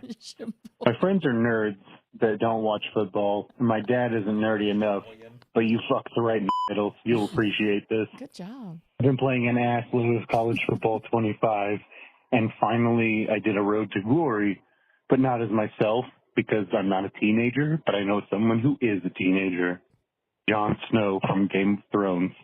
Where would he go? Oh, why not UConn? That's kind of like a wolf, right? Oh, His nice. bitch mom kicks him out, at least in the books. So he has to go to the wall. There's no wall teams, but there is the old bear as the Lord Commander, Mormon. So we transfer to Cincy to spend our sophomore year learning, but the old bear leaves, a.k.a. dies, with us in charge. But we stay one more year, but our teammates ends up killing us. Now we're using the bad dragon show, but in the book he's dead and hasn't come back. But where would we transfer if we are Targaryen, none other than UAB and the dragons? My boy Jon Snow claimed his rightful throne in the college football championship. I don't know, man. Like anyone out there who does like streaming stuff, if you want to use that, go for it. It was just a fun, it was just a fun little thing that I've done, and I've been super obsessed with this game. But on a Raiders note, fuck the Chiefs and fuck Don Gruden for going to their little camp in Chiefs gear. That was probably their response to the Kermit shit. Peace out, guys. All right. Nice. That was funny, man. Oh my gosh. I love college football 25 too, by the way. It's fun, dude. Oh, the MTSU Blue Raiders have had our freaking share of game gaming they in have. that. That's been a lot of fun, man. That's been fun. Yeah, that was a great call there. And I love it how he compared all that stuff to Game of Thrones. That's fun. And you know what? Well, I'm not going to go down that rabbit hole. Okay. You guys seen House of Dragon? Nope. I have not. So it's you go to the rabbit hole It's yourself. fine. It's fine. Oh, it's Is it about like the last season? No, it's like a prequel. It's like a Targaryen story. Like, So is it okay? It's like the Targaryen Civil War. And there's a lot of dragons and stuff in it. But is it better than the last season of Game of Thrones? Oh, I don't know. It's fine. So no. That's a no. It sounds like. No. I think it's because Thrones is so good. Thrones is so good. Thrones is they so rushed good. the last season, but it was really good. But yeah, and especially like the first 5. You know what I mean? Like, oh my gosh, it's epic stuff. But anyways, yeah. I digress. That's not about the Raiders. All right, next up, let's see caller in the 435. Let's see who this is. Oop, I think I got to be on the button more. Be on that button more. Hey, Pause. Murf, Swaggo, and the lovely Michelle. I just wanted to, this is Raider 27. Oh, nice. I just wanted to Alan make Bell. a couple comments. One, about the quarterback choice that we're going to see soon. There's 2 ways to go. Aiden O'Connell is going to be consistent.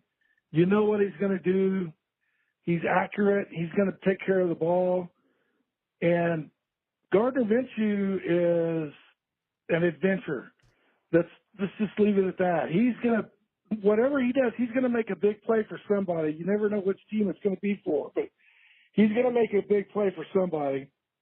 The other thing I wanted to talk about was I was watching Graphic Raiders podcast on YouTube, and he was even talking about the negativity, and it's just like, holy cow, it's unbelievable the negativity that's going on right now.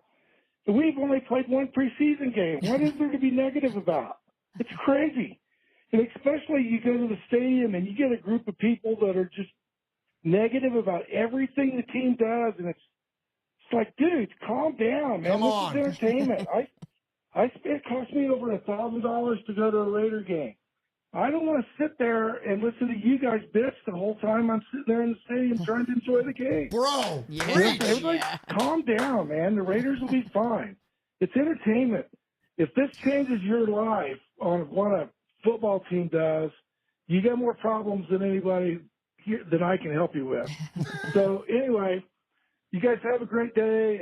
Your show's great. Go Raiders. Bye-bye. Oh, my gosh. Amen. And I can't tell you how much I love that call. Yeah, that was great. That's the damn truth, man. Is it like, listen, I'm not saying, listen, nobody's telling you how to be a fan, and ain't nobody being the fan police out here. You fan how you want to fan. But I think all 3 of us are firmly locked into the idea that this shit should be fun. It should bring you joy, that you should enjoy watching the silver and black on the field. And if you don't, and if you can't look for something to root for, and I'm not telling you not to have an objective opinion and be like, oh, we could be better here, we could be better there. Listen, we all were bitching about Josh McDaniels, you know what I mean, about 4 weeks in last year, from the rooftop. So I'm not saying that it's not fair to be critical, but to be miserable in the experience, no, man, because I'm with him. It's not easy to get to a game, especially for people that are out of market like us. It's not freaking inexpensive to go to a game. I want to have a good time. I don't want to hear people bitching and crying and moaning about the team. Look, we all got eyes. We all can see what it is. But it's I really would encourage, again, I'm not being a fan police, but I would encourage people, Michelle, enjoy your fandom. This shit's tattooed on our bodies. Yes. We wear it on our chest. We decorate our houses with it. We talk about it all the damn time. Have fun with it, man. Yeah, I mean, it's a game. It's supposed to be fun. If it starts to feed into your family life and your work life, and you're miserable all the time over it, maybe take a little step back and take some time to reevaluate what you're allowing your emotions to really take over. I don't understand, because even in the shittiest of shitty times that we've been Raiders fans, you can still find things to be happy about, like the gear that you can buy, or the friends that you've made along the way. There are things that you can do. The incessant complaining and bitching and moaning is wild to me, because find a different something. And that goes for anything in life. That goes for everything That's in true. life. We're not going to get all That goes for philosophical everything. and all that stuff up in here, but that's anything.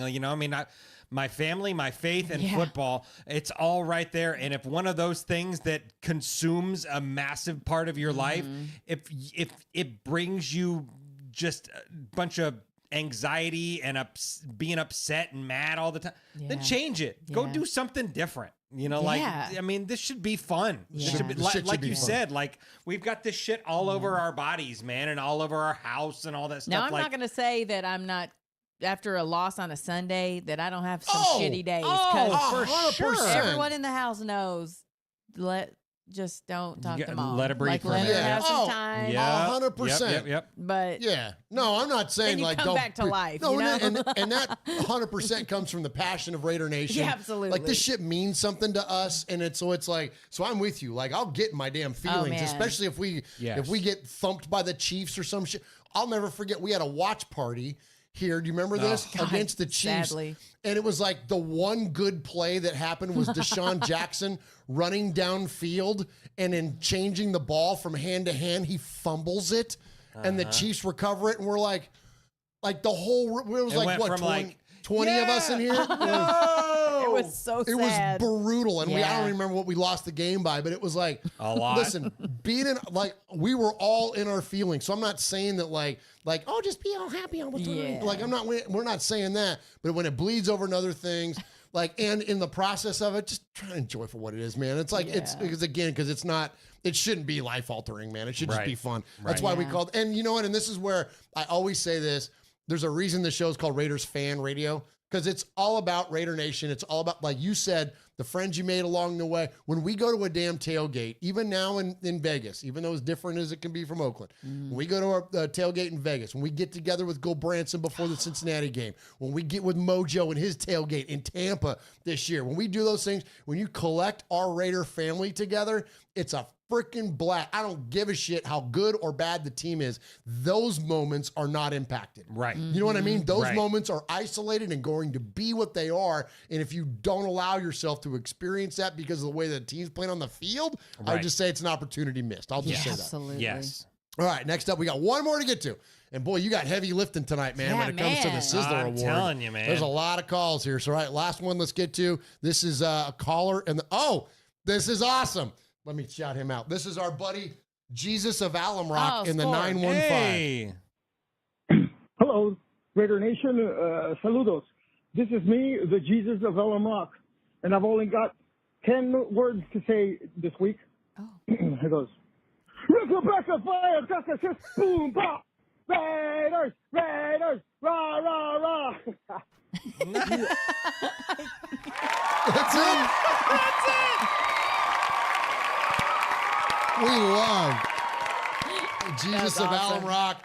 Look at this is the picture of Max Crosby that he sent. I put this on social media the other day. So Out of cool. all the places, so for those of you on the audio podcast, I'm holding up an amazing original piece of art from Jesus from Alum Rock, what he did of Max Crosby.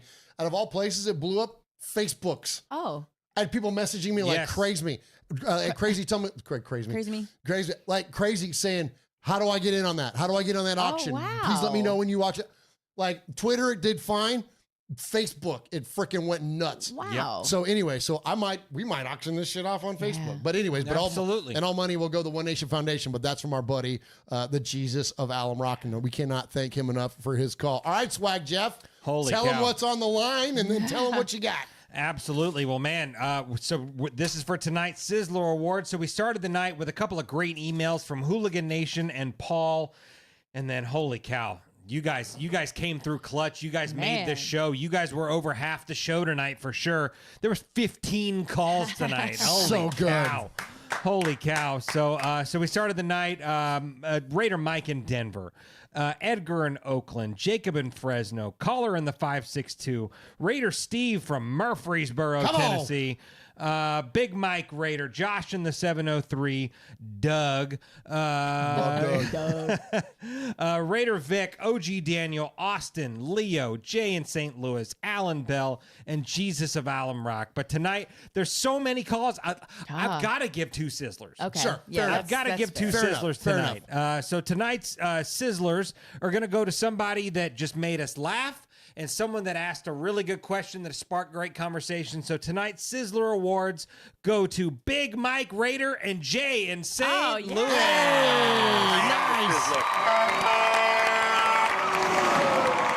Sizzler. Congratulations. Sizzler. Sizzler. Sizzler. Sizzler. We are Metallica, and we are here for your Oakland Raiders! You know why we out here, and we ain't playing around today. From The Walking Dead to errant Jedi Knights, Raiders fans are a rogues gallery.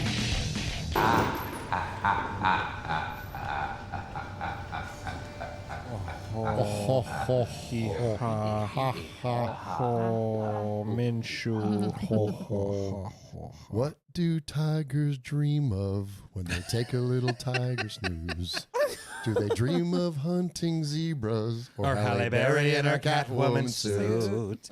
Don't you worry, pretty tiger head, you're gonna get you back to Tyson and your cozy tiger bed. And then we're gonna find our best friend Doug, and we're gonna give him a best friend hug. Doug.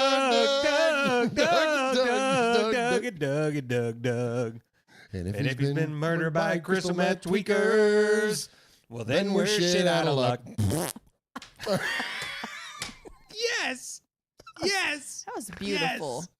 That'll be the one and only time we duet on this show. Tear in my eye gosh. there. No kidding. Gosh. That was incredible. SoCal South is off the rails. No kidding. That's when Gosh, hey, what an amazing show tonight. And it's not because of us. No. It's because of you no. from all these amazing calls, all the couple amazing emails, all the chat tonight. Someone shout the damn chat out because the chat has been. Paul says this is what a stroke feels like. The chat has been absolutely amazing tonight. We love you guys, man. We cannot thank you enough. We will be let's give our little schedule here. What's going on? Okay. So next week we're going to Vegas. So we'll be off on Wednesday. So we're off on Wednesday because we'll be at Raider Dad on Friday. But keep an eye on the YouTubes because we'll have a bunch of stuff coming from the Raider Dad tailgate, also from the game. We'll probably be doing a Silver and Black Today post-game show. There you go. So look out for that. Live from Allegiant Stadium, that will be coming. Yep. And then you and I will probably record a show. Let's see if we can hopefully we can do get it the this sound time. right. Yeah. So maybe we do that before we go to the pool. Well, okay, maybe. Yeah, we'll see. So a little inside baseball. So last year when we were at Raider Dad, after we got done at the pool, after like 4 hours at the pool and like drinking poolside, Jeff and I went up to the room and recorded a podcast, and only one mic was on, and it wasn't the one that was the guy talking. It was like the other one. So it was one of us was muted and the other one you could barely hear. So it was like the greatest podcast we've ever done that no one ever heard. We had to scrap it. So we'll get the audio set up right. I don't know if it was the greatest podcast we've ever done. It was probably the We had a lot of mojitos in our belly. Like the collector cup size mojitos too. Yeah. No, I want to do it after. That's fun. Okay, deal. Yeah, that's fun. Definitely do it after. Definitely do it after. Yeah. Absolutely. So anyway, we'll have plenty of content coming for you guys. So definitely keep an eye out for that. And then after that, we'll be back on with the live show. So thank you guys very, very much. We love you so much. And listen, thanks for hanging in there, chat, like this. And thanks for the super chats that came through. We had a few super chats come through, so we appreciate that. Listen, raised a couple $100 tonight. Raiders football Oh my gosh. back. Let's go. Let's go. Let's go. Absolutely. Talk about those super chats too, Jeff. Yeah, please. man. Yeah. Well, our guy Intel dropped $100. I know. But I saw Matthew, one of the Mangus boys dropped in a 20. Hooligan Nation, Yoshi.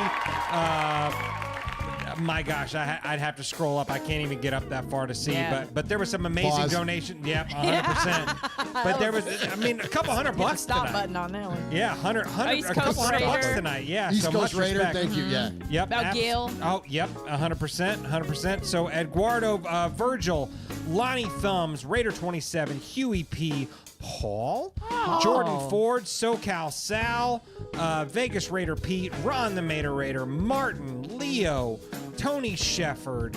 Let's see. Barrio's in there. Let's see here. SoCal Sal, I think I said that. Raider Cam, East Coast Raiders, Stacy Ruff. We got the whole crew, man. Much respect to everyone that's in the building. Much respect to everyone listening. If you're not watching on the YouTube, can't thank you guys enough. So on behalf of Murf, on behalf of Michelle, my name is Swag Jeff, and you've been listening to Raiders Fan Radio, where we take a lighter side journey into the dark side. And don't forget, boys and girls, what happens in Vegas started in Oakland. Damn right. Much respect, everybody. We love you. Get out, YouTube! Goodbye. Goodbye.